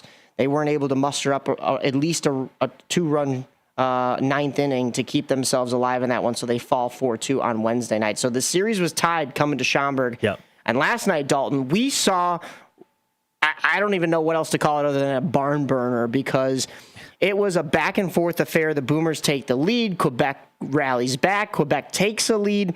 They extend upon that lead, even though the Boomers started to crawl back. It was 4-1 at a certain point, Quebec, and then the Boomers crawl back and make it 4-3. And just when you think the Boomers are back in it, boom, Quebec hits a 2-run shot. It was Super Mario. No doubter. No doubter for sure. That ball was gone. Threw the bat, but he said, sorry, eh? Yeah, exactly, yeah. Nice. Well, it was more like Quebec is sacre bleu. Yeah, I should have asked about the poutine, if they had any poutine when they were up there. I bet they do. I do. I'd say something else from Letterkenny, but I'm not allowed to on air. Right. So Quebec last night, 4 runs in the fourth to take that 4-1 lead. The Boomers climb back in the 5th. They give up 2 runs in the 6th, so it's a 6-3 Quebec lead. The Boomers pop off for 3 runs in the 7th inning. And you know why? And it's tie game. Do you know who was the big hero last night, Nick, for the Boomers? Who? Tim Calderwood. Calderwood. After he did a beautiful rendition of "Take Me Out to the Ball Game," and at the end of this "Take Me Out to the Ball Game," he was like, "Let's get behind this team." He's like hollering and hooping and in the microphone, which is great. It's it's what he's there for. Obviously, big fan. But like they scored 3 in the 7th, they scored 4 in the 8th, I believe, and obviously they didn't need to hit in the bottom of the 9th. But yeah, Tim Calderwood was the MVP. Him and the first base coach, Mike, what was his name again? Forgive me. Bill Fratto. Him and Tim Calderwood MVPs last night. They powered the Boomers to a victory. Love that. Yeah. Love that. And to quote Ric Flair, to be the man, you got to beat the man. And they're they get their work cut out for them right now with Quebec. 4 runs in the 8th. I mean, 7 runs split up between that 7th and 8th innings. We've been saying it all year long that this Schaumburg Boomers team is a late inning team, much like the Cougars as well. We've covered 2 very similar teams. Yeah. Not only do they have cardiac cats, they each have a guy with the last name Craig on the team. They each have former White Sox prospects and Nick Podkol for the Boomers and Blake Rutherford for the Cougars. They both have former Dayton Dragon players. Glenn Spillane, Claudio Fanal. Honestly, these 2 teams are built very similarly, and they're both winning organizations. I mean, you talk about the Cougars being the defending champs last year. The one point that I wanted to make, I'll mention it now since I'm kind of relating back to the Cougars. It was that Casey Crosby, he hadn't pitched since 2020, and it was for the Chicago Dogs. So he's an 88 birth year. Yeah. So he had come back. So it had been a couple years for him, and he's been stellar. This Schaumburg Boomers team, though, I mean, their last championship was 2021, championship win.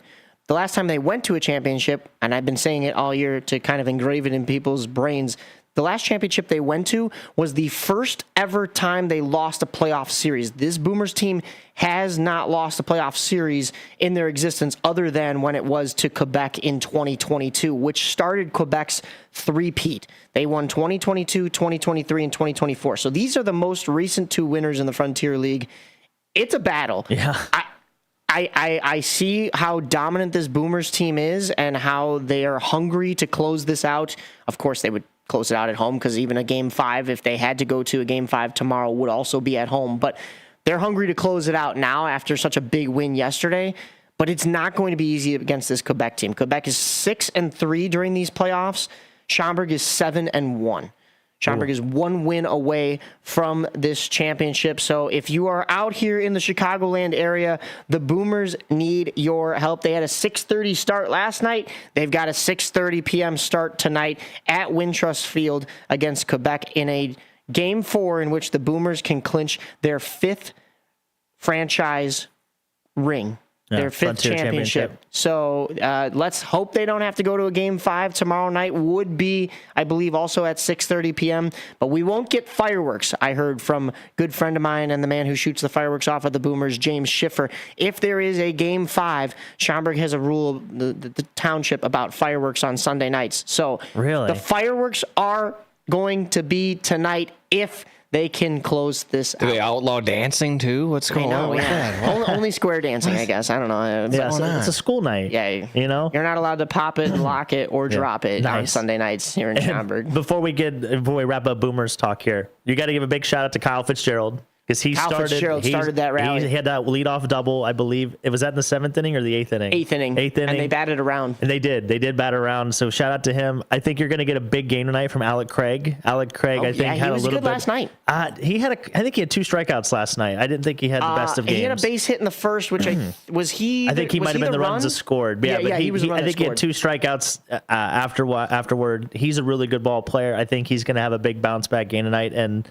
I mean, what can you say about Anthony Calarco? I mean, this dude is another Anthony Calarco double last night. I mean, that man just two doubles. Yeah. That man just hits the cover off the ball. And we interviewed him after the game. Those posts will go up after our show today. It was him, and also got a chance to interview Chase Dawson, your best friend and mine. And Chase Dawson got the walk that brought in what was the game-winning run. Yeah, best take of his career, like we were talking about with Trendon Craig's. Yeah. So once again, a comparison between these Boomers and Cougars. But you talk about Anthony Calarco. He's just been solid, and I got to talk to him. MVP. Yeah, MVP of the regular season. And I think he might be MVP of this postseason as well. Honestly. We'll have to see. There's a couple of guys that make a case for it. But you talk about built like a fullback Alec too, Craig. man. Alec Craig. I mean, we talked to Banks Tolley earlier on during these playoffs, and he said Craig has been kind of up and down injured in this lineup.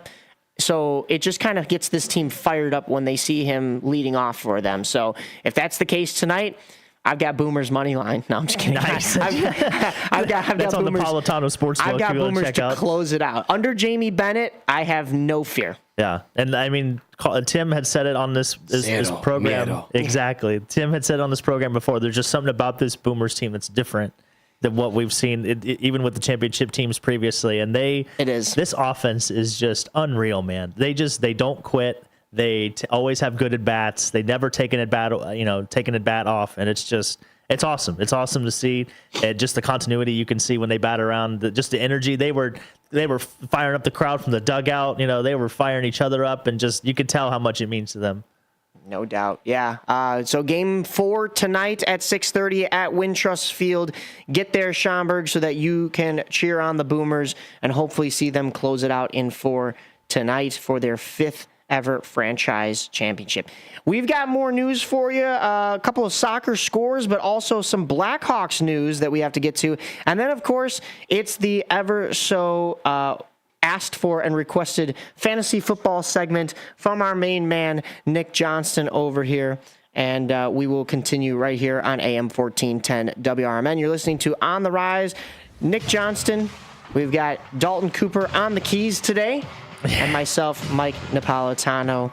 Recapping baseball. I know we got a quick couple seconds before we hit the commercial break. Just wanted to shout out again. I know my season has ended as the Chicago Dog season, but of course, shout out to the crew. Shout out to everyone that was working the booth. Shout out to Aaron Schallen, friend of the program, obviously, and of course, Joe is also working with him all season long. If you guys ever want an opportunity, I'm going to quickly plug how you have an opportunity. Obviously. Illinois Media School, it's how we all basically got to start. Definitely. So go ahead, get an opportunity over there. It's very much a great time. Obviously, our guy Sonar could vouch for it as well. Yes, yeah. So definitely, like I said, great season. If you want an opportunity to work in some sort of capacity with that, so go ahead and do that. AM 1410 WRMN. If you turned 65 recently like me, it's important you find a Medicare Advantage plan that gives you the coverage you're looking for. But finding one can be difficult. The best thing I did, and I suggest you do the same, is call a licensed insurance agent and let them walk you through your Medicare Advantage plan options. There are so many benefits you have access to, so make the call now and let the representatives explain everything to you. Our licensed insurance agents can offer you a variety of Medicare Advantage plans. Plus, the call is free, the information is free, and there's no obligation to enroll. We're here to make it easy for you to select a Medicare Advantage plan that may work for your needs. Finding a Medicare Advantage plan can be easy if you do what I did. Make a quick call right now to learn more. Thank you. 800-433-3082. 800-433-3082. 800-433-3082. That's 800-433-3082. When disaster strikes, flood or fire, every second counts. At Emergency Construction Group, they specialize in immediate response and same-day service for any residential, commercial, or industrial emergency across the Chicagoland area. With over 30 years of experience, they've got the expertise, manpower, and equipment to handle any size loss fast. They follow strict IICRC guidelines to restore your property the right way, the first time. Their team values transparency, constant communication, and strong ethical standards because your peace of mind matters. Licensed, bonded, and insured, they're here for you 24/7, 365 days a year. Call 855-4ECG now. That's 855-432-4669. Or visit their website at emergencyconstructiongroup.com and let Emergency Construction Group put your life back together one step at a time. That's Emergency Construction Group. Your satisfaction is their passion. We are AFGE, the American Federation of Government Employees. We represent 700,000 federal and D.C. government workers who are the vital threads of the fabric of American life. We support our nation's military. We take care of our nation's veterans. We protect our nation's borders. We respond to our nation's crises and natural disasters. We provide services to our nation's seniors. The American Federation of Government Employees. We work for America. We are AFGE, the American Federation of Government Employees. We represent 700,000 federal and D.C. government workers who are the vital threads of the fabric of American life. We support our nation's military. We take care of our nation's veterans. We protect our nation's borders. We respond to our nation's crises and natural disasters. We provide services to our nation's seniors. The American Federation of Government Employees. We work for America. The new novel, titled DUI Jury Trial, is the true story of two lawyers who defend a truck driver who is charged with DUI. If he's convicted, this truck driver faces a lifetime disqualification of his commercial driver's license, which would prevent him from ever driving a truck again. This 3-year legal battle culminates in a courtroom showdown, which involves the testimony of a DUI expert witness. This book, DUI Jury Trial, is now available on Amazon.com and BarnesandNoble.com. Before the weather gets too cold, it's time to finish up those outdoor jobs. That's why ComEd wants you to know that electricity can jump from a power line to you and to the tools you're using. So maintain a safe distance from any power lines. You can also call ComEd at 1-800-EDISON-1 to have those power lines de-energized the next time you do any work around them. Stay smart, stay safe, stay back. ComEd, powering lives.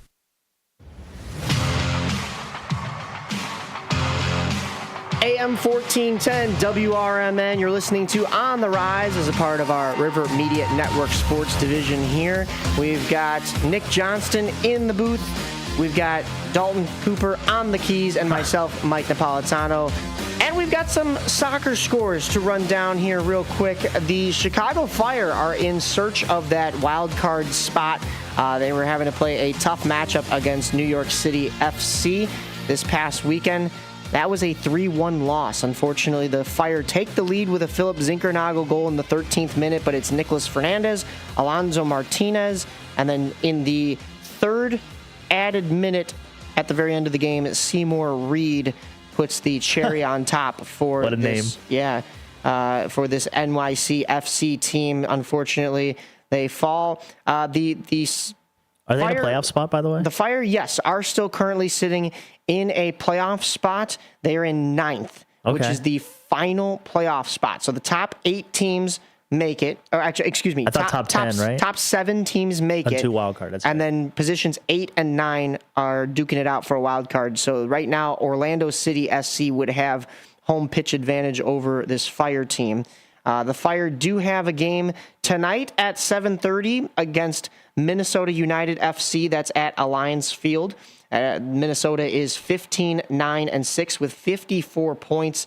This Fire team, they are sitting, like I said, in 9th, 12-6-11 with, am I reading this right? Also, no, I am not reading this right. 42 points. So they're a little behind this Minnesota team that is, of course, out in the West, Chicago in the East. Right.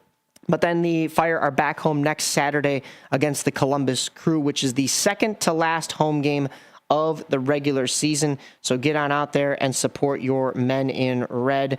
They've been having to bounce back and forth between SeatGeek Stadium and Soldier Field because the Bears are back in action. But if you look at the upcoming schedule, the Fire game against the Columbus Crew, that will be at Soldier Field. So they will be at Soldier Field for that one. It looks like they have one final game after that of their regular season at home, and that will be also at Soldier Field on October 4th against Toronto FC. So huge push down the stretch for this Chicago Fire team. We'll have to see if they can convert and get into that playoff spot, maybe even get home field advantage if they play a little better down this stretch. Now, the Chicago Stars, they are anything but in a playoff spot. For the ladies, of course, they are moving to the lakefront next year, so Northwestern Medicine Field at Martin Stadium at Northwestern University will be their new home. It's a mouthful. Yeah, I just wanted to not confuse it with the Cougars' home field, because don't drive out to Geneva, drive out to Evanston. Yep. Home at SeatGeek Stadium last Sunday against the Portland Thorns. Portland was 8-5-6 with 29 points going into this game. They had won 4 of the last 5 meetings. This was a 1-1 draw with Portland, so that's kind of a win for this Stars team that's trying to crawl back into existence. Portland's Olivia Moultrie scores in the 12th minute, so early on, just like Zinkernagel did for the Fire. But this time it's Chicago that has to respond, and they do with a B. Franklin goal at the 45th minute mark, so right before half, and they get the victory. When you look, though, last night the Chicago Stars were in action against the Houston Dash. That was on the road, and they did fall at Shell Energy Stadium 1-0. That was a goal from Yasmin Ryan in the 28th minute, so another loss. That brings the Stars down to 2-9-10 with only 15 points on the season. They have one match coming up this week. That is next Friday, the 26th, at Kansas City to face the Current. They are 16-2-2 with 50 points. So that's not going to be a good one, I don't think, for the Chicago Stars, but you never know. 7 p.m. on Prime Video. You can check that one out.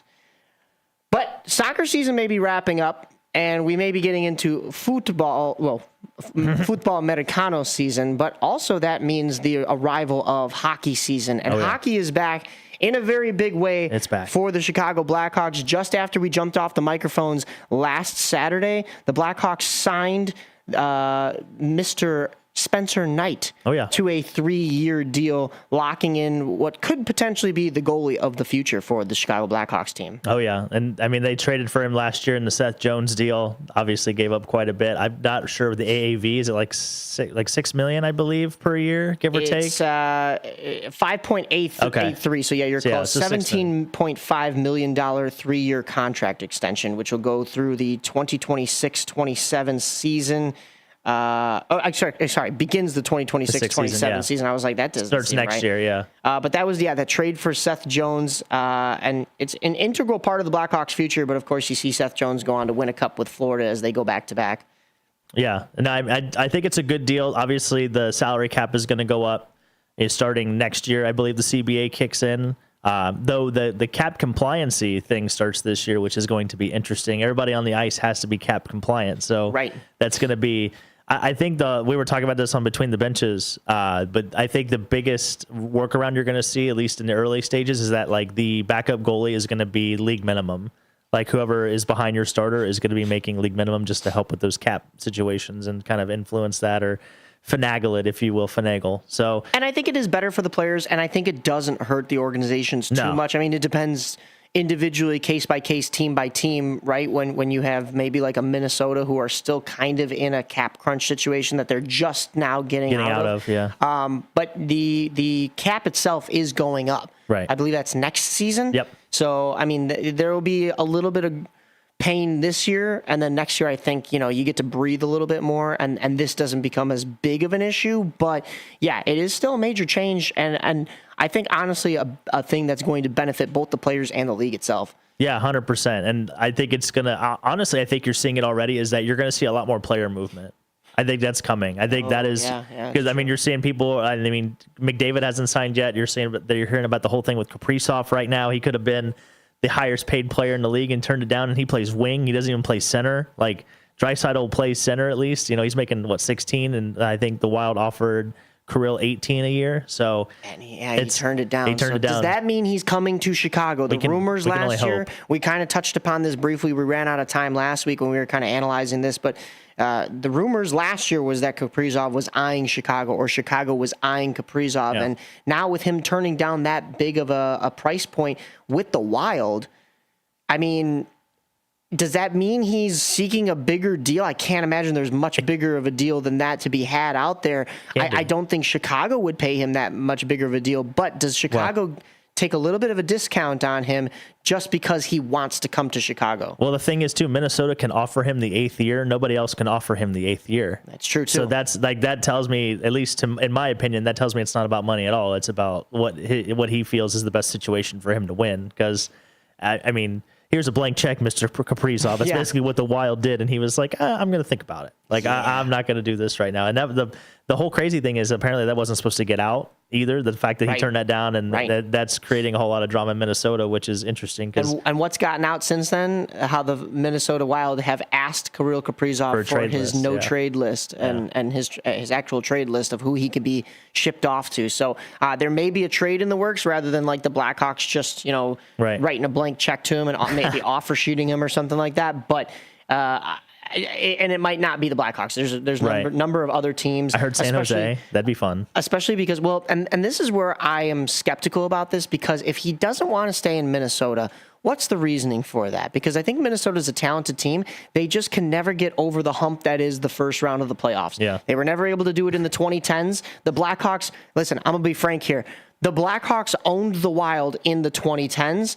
And if the Blackhawks went in the 2020s and just stole their franchise player, the Blackhawks basically own the Minnesota Wild at that point. Like I feel bad for Minnesota fans because, man, oh man, your organization can't get it together enough to get out of underneath the thumb of the Chicago Blackhawks, even when the Chicago Blackhawks are in a rebuild. And I go into that rebuild statement because that's my transition into my skepticism. Is Kirill Kaprizov even looking to go to a Chicago or a San Jose? Because if he wants to get out of Minnesota because they can only get to the first round of the playoffs, and it's not about the money necessarily, does that mean he wants to go to a team that's going to go a little bit further? But then that also goes back to the question of what team can still afford to pay him similar contract. Like he's not going to take a gigantic pay cut to go to a team that has an opportunity to get him a ring, I don't think. But the ultimate goal as an athlete is you want to win a Stanley Cup here in the NHL. You want to win a ring, and then maybe you can chase the bag later, right? Yeah. So is he at the point where he kind of could get both? He's not going to get both immediately here in Chicago, but if he can see the vision here in Chicago and see the future of this rebuild, like I think a lot of fans should, and like you and I think can, I think Chicago would be a destination that in a couple years, he could definitely envision himself lifting a cup with Frank Nazar and Connor Bedard. Yeah, I mean that's the dream, right? I mean that is definitely the dream, and still get paid, and live in Chicago rather than Minnesota. Minnesota. Right, and I honestly think that might be one of the things about it is the international flavor of Minnesota. It's not really, I don't know how much of an international presence they have, but I mean the funny thought that I had too is like if he really wants to, if that is the case, like if he's got homesick or if he likes being around more of that Russian culture, like he should go to Columbus. I mean, they have like the Russian mafia playing for the Blue Jackets. They've got like 8 players on the roster that play, that are Russian born or, Russian descent, if you will. So it's going to be interesting to see.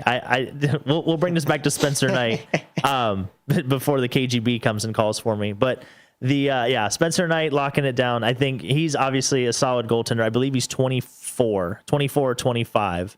So he should be filling the net for a while. He had a chance to learn from Bob. He looked good in spurts. I think the first game he played for the Blackhawks, didn't he shut out the Kings? He did. Maybe, no, it was a 4-1 win. 4-1. So basically a shutout. I think I was there for his first shutout as a Blackhawk, and I want to say I'm gonna have to look that one up because I went to a bunch of games this past year. But he brings stability to the net, which they haven't had in a minute. To say the least. Yeah. So we'll see. I still think they're building. I think to circle this whole conversation up, I think Kyle Davidson is hopefully, to your point, because like you said, he's been pretty good at developing talent, drafting home talent, stuff like that, but he hasn't gotten that big free agent splash. So he should be gearing up, and hopefully that's what he's doing, is gearing up for one of these big free agents to hit the market next year, whether it's Eichel, McDavid, Kaprizov, like you name them. There's going to be 5 or 6 guys that if they get to UFA status, like it's going to be a bidding war, and that's going to be his opportunity to bring in one of these big, homegrown or one of these big, talents that in that UFA window. You talked about the inconsistency in net. That makes me think, I hope Drew Comesso can figure things out. Of course, he'll be in Rockford, and Rockford should be another good team. I did speak to Dana Gray the other day, the Rockford Ice Hogs broadcaster, of course, getting WRMN set up with Rockford, so things to come there. I can't give too much away just yet, but we will be covering Rockford Ice Hogs hockey like we usually do on this show, and hopefully be speaking to Dana Gray at some point close to the start of this season. But he was telling me that he was up with another friend of the show and friend of mine, Charlie Romeliotis, for the Tom Curvers prospect camp. Yeah. Unfortunately, the Blackhawks fall 3-2 to the Blues in overtime in Game 1, and then they also fell 3-2 to the Wild in regulation in Game 2. It is just a prospect camp, but I did also receive some information last Saturday in addition to the Spencer Knight signing. Sources. From my insider, Paul, who has not failed me practically ever. I'm pretty sure he's undefeated as far as all of his takes and his insider information. He says that his insider, so it's, this is playing telephone here, but his insider says that this rookie camp is the deepest and most skilled he's seen. He only thinks Sam Rinzel will make the team. Everyone else, including Oliver Moore, will be in Rockford. If not, go back to juniors to at least start the season. That is per my insider, Paul. I won't give his last name away if he doesn't want to, but he likes to call himself Paul Friedman, like Elliot Friedman. Nice. So I appreciate all the takes from Paul, all that insider information. Hopefully we'll be getting more by covering the Rockford Ice Hogs, who are the affiliate for the Blackhawks. So it's going to be a good opportunity for us to see firsthand here how this rebuild is developing from the farm system perspective, and get some insight from Dana Gray and everybody that works up in Rockford.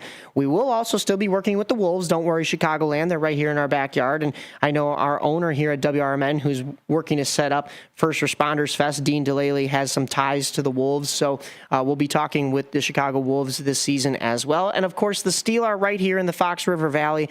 So we'll be talking to the Steel. They have Scott Gomez, 2-time Stanley Cup champion with the New Jersey Devils, as their head coach this year. So expect big things in their final season here in Geneva before they move to Fifth Third Arena. Is he the same Scott Gomez that's going into the Hockey Hall of Fame this year? Yes. Okay. I remember seeing that because it's like him and Pavelski and Parise, and there's another name that I'm forgetting. We will definitely be talking to them at some point this season, so that'll be huge. Blackhawks regular season does start this week. Preseason. Preseason. Sorry. I'm getting a little ahead of myself. The Blackhawks will be in Detroit at Little Caesars Arena on Tuesday night at 6 p.m. to take on the Red Wings. Then it'll be a Friday night matchup in St. Louis at Enterprise Center to take on the Blues before they go on the road for a third time next Saturday after we jump off the mics at Grand Casino Arena to take on the Minnesota Wild. Yeah, so nice. Preseason's already here. Real quick, Nick, do the Blackhawks make the playoffs this year? Yes or no?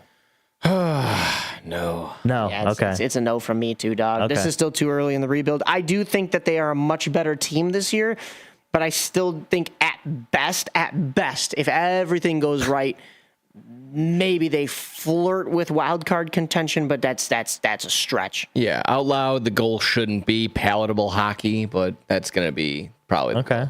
Right? Yeah. That's what I'm hoping for. Just everybody take another step forward and be a little bit more successful this year. You got to see the development firsthand, not just in Rockford, but firsthand in Chicago at the United Center. You do a heck of a Mike impression, by the way, Nick. Your voice sounds just like Mike when. Never mind. Yeah, you were saying that I jumped in there. Yeah, I get you. I caught on. That's I caught funny. on. Listen, love you guys. It is the centennial season for the Blackhawks, so they painted the ice a little bit differently. Yes. You got the 100 on there, Good call. And then different jerseys. So we'll be able to cover that as well. Don't worry, we're not just covering AHL. We'll be covering NHL here from WRMN. So get all of your hockey news here. But we have football news still. We got to get to. Dalton, I know you wanted to jump into some college stuff because our correspondent, Blake Cowell, was down at Champaign. Oh, yeah. Well, up for him. But yeah, I was going to say up for him. But he covered the Fighting Illini against Western Michigan. They won 38-0. Had a little bit of a shaky first half. Really turned it on in the second half.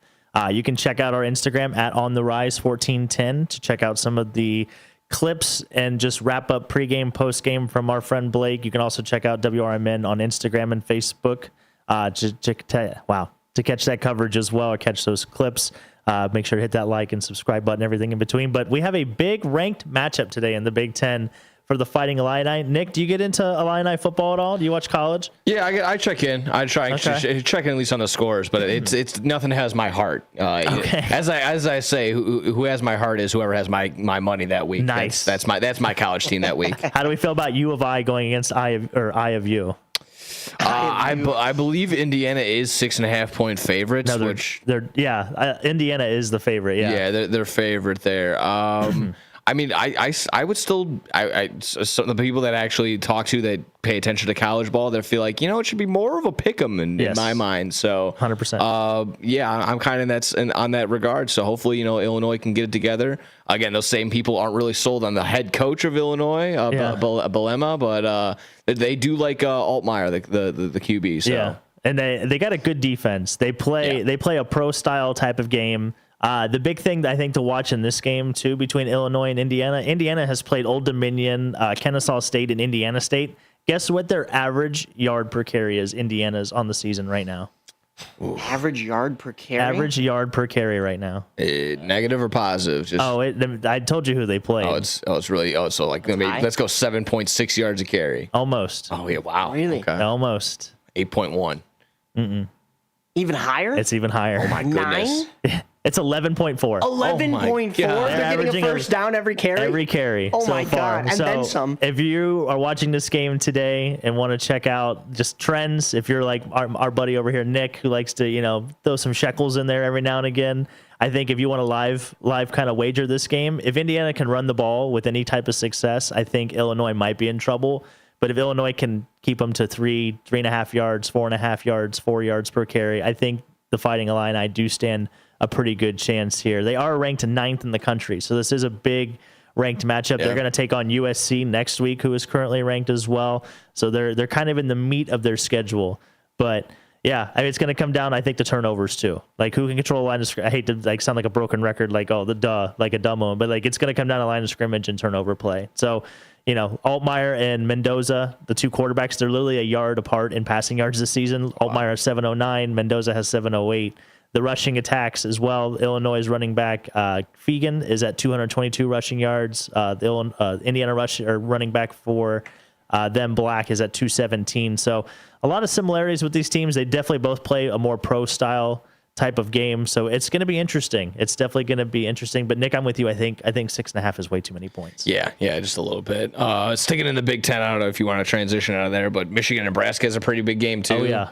2:30 Central Standard Michigan. Time. Yeah, go blue. Again, it opened up as of Michigan as the favorite, but slowly it's trickled back into Nebraska as the favorite. I would think for a couple of different reasons. Nebraska's on a hot trend. They have year 3 Matt Rule. That's kind of that's kind of the time. That's his go-to. Year 3 is when he really picks it up. And not only that, again, kind of got to give him the home field advantage. They're gonna have 80,000 plus people just screaming and hollering at Michigan. So and Sharon Moore's not coaching. He's still out for his suspension or self-imposed suspension, whatever it was. Yeah. So that'll be interesting.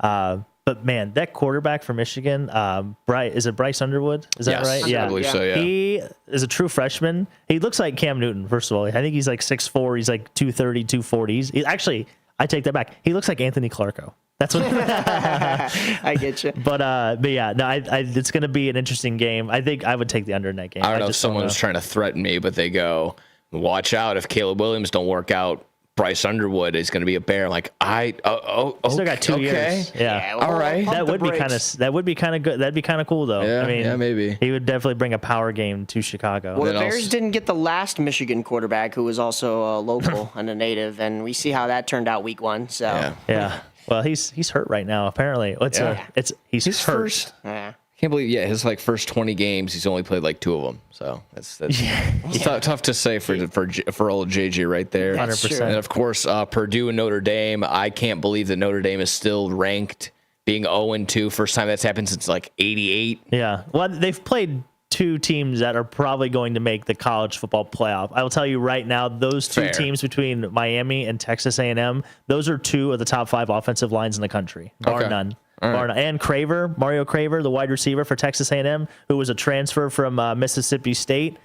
That dude is a dog. I've also heard the counter argument of. I've also heard the counter argument of, can you name 25 better teams than Notre Dame right now? Like me personally, no, I probably couldn't. You can't. It would be a little bit rough. So okay, fine, they can still make the top 25 for now, but it should be a pretty glaring issue that they are 0-2. But they haven't gotten blown out in either one. It's a 1-point loss and a 3-point loss. Yeah. So they've lost 2 games this year to top 20 teams by a combined 4 points. Yeah, so it's, if it last year, and what's really fascinating, I'm glad you brought that up, is like the way I saw it, or the way I was hearing it, is like the Notre Dame situation, they're in the same predicament they were in last year. Because basically that Northern Illinois loss they had last year counted as 2 losses, if you think about it. Mm-hmm. Yeah. So they had no more room for error. As the same thing this year, now they have 2 losses, they have no more room for error to lose a game if they're going to make the CFP. So we'll see what happens. I have yet to catch a game in South Bend. Have you been down there, by the way? I have a couple buddies going today, and I'm really jealous. I have not been since the Blackhawks and Bruins Winter Classic. Oh, nice. I've never been to a Notre Dame football game. Yeah, make sure I despise Notre Dame. It's tough. Oh, really? It's tough to get to. I don't have games. Yes. I don't have tickets are they're hard to come by. They're not outrageously expensive, but they're hard to come by. Right. No one gives them up. Yeah. I don't have a team, but I do. However, there are teams I don't like. So that would be one of them, Notre Dame. And if you do go to the game, say hi to our good friend Jenna Rose, friend of the program. Yes, she is now the in-game host of the Notre Dame Fighting Irish. Nice. Excuse me. The Notre Dame Fighting Illini. Yeah. So she is everywhere. Milwaukee Bucks in-game host, Chicago Blackhawks in-game host, Chicago Stars FC in-game host, AUSL softball. Her frequent flyer miles card is going to be just absurd. Yeah, and she was going down to a bunch of different softball tournaments in southern United States. I forget where those were, or even just in the Midwest. And on top of it, getting married. Congratulations! Yeah. Holy crap! That's a lot. That's a lot. I don't know how she does it. And she's originally from Michigan, so I guess going to South Bend is like going halfway home. I mean, you might as well just drive the rest of the way up for the night, right? Very quick. I brought this up on Blow the Whistle, which will be popping up right as soon as the Chicago White Sox season ends. should college teams change their name to whoever's the most famous person that graduated there, and they become the Fighting whatever? So for Illinois State, would it be the Fighting Jane Lynch's? Or I like this. Yeah, I feel like that could be something fun. Does that tie in like donor money? Like if the team names after you, you have to pay back a certain amount of money for that. Like BYU becomes the Fighting Jim McMahon's, or Steve Young's. Yes, yeah. There you go. I like this. We should get into that more. I like that idea. The NIL money. Hey, I did make a mistake. The Blackhawks did win Game 1 3-2 in overtime with Oliver Moore as the OT winner. So just wanted to correct that. But that is all from On the Rise right here on AM 1410 WRMN. Love you guys.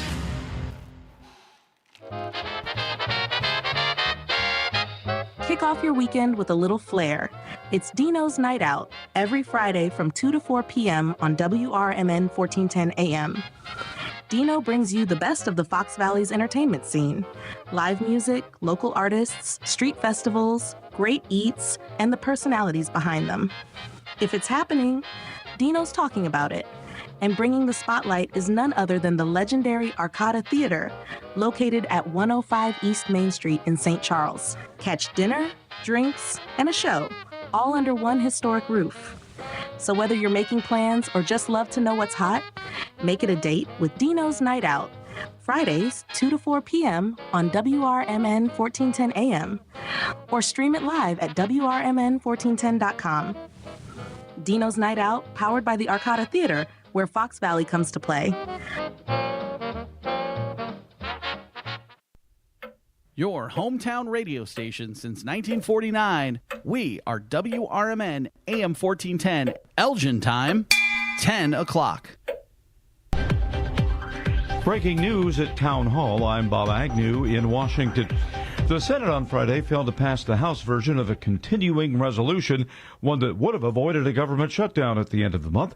Democrat leader Chuck Schumer proposed his own version of a bill and told colleagues it's all about conflicting visions. Today we have a rare moment in the Senate where two bills come to the floor that truly crystallize the contrast between the two parties.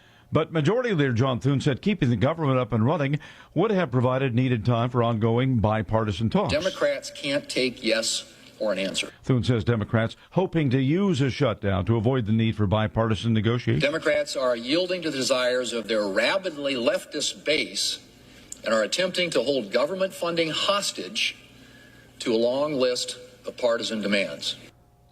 And unless something happens, the government is set to shut down now at the end of the month. The upcoming memorial honoring the late conservative activist Charlie Kirk in Arizona will have Super Bowl level security. That word this week from officials familiar with the preparations. Kirk killed while speaking at a college event in Utah last week. Senator Joni Ernst says that Kirk was respected in the halls of Congress as a bright, young, rising conservative thinker.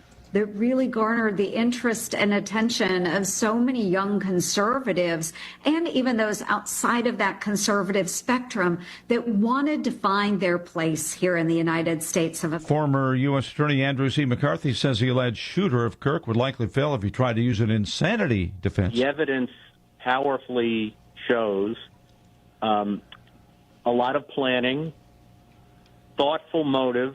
And he says that's something that would nix a possible insanity defense by the suspected shooter. More on these stories at townhall.com.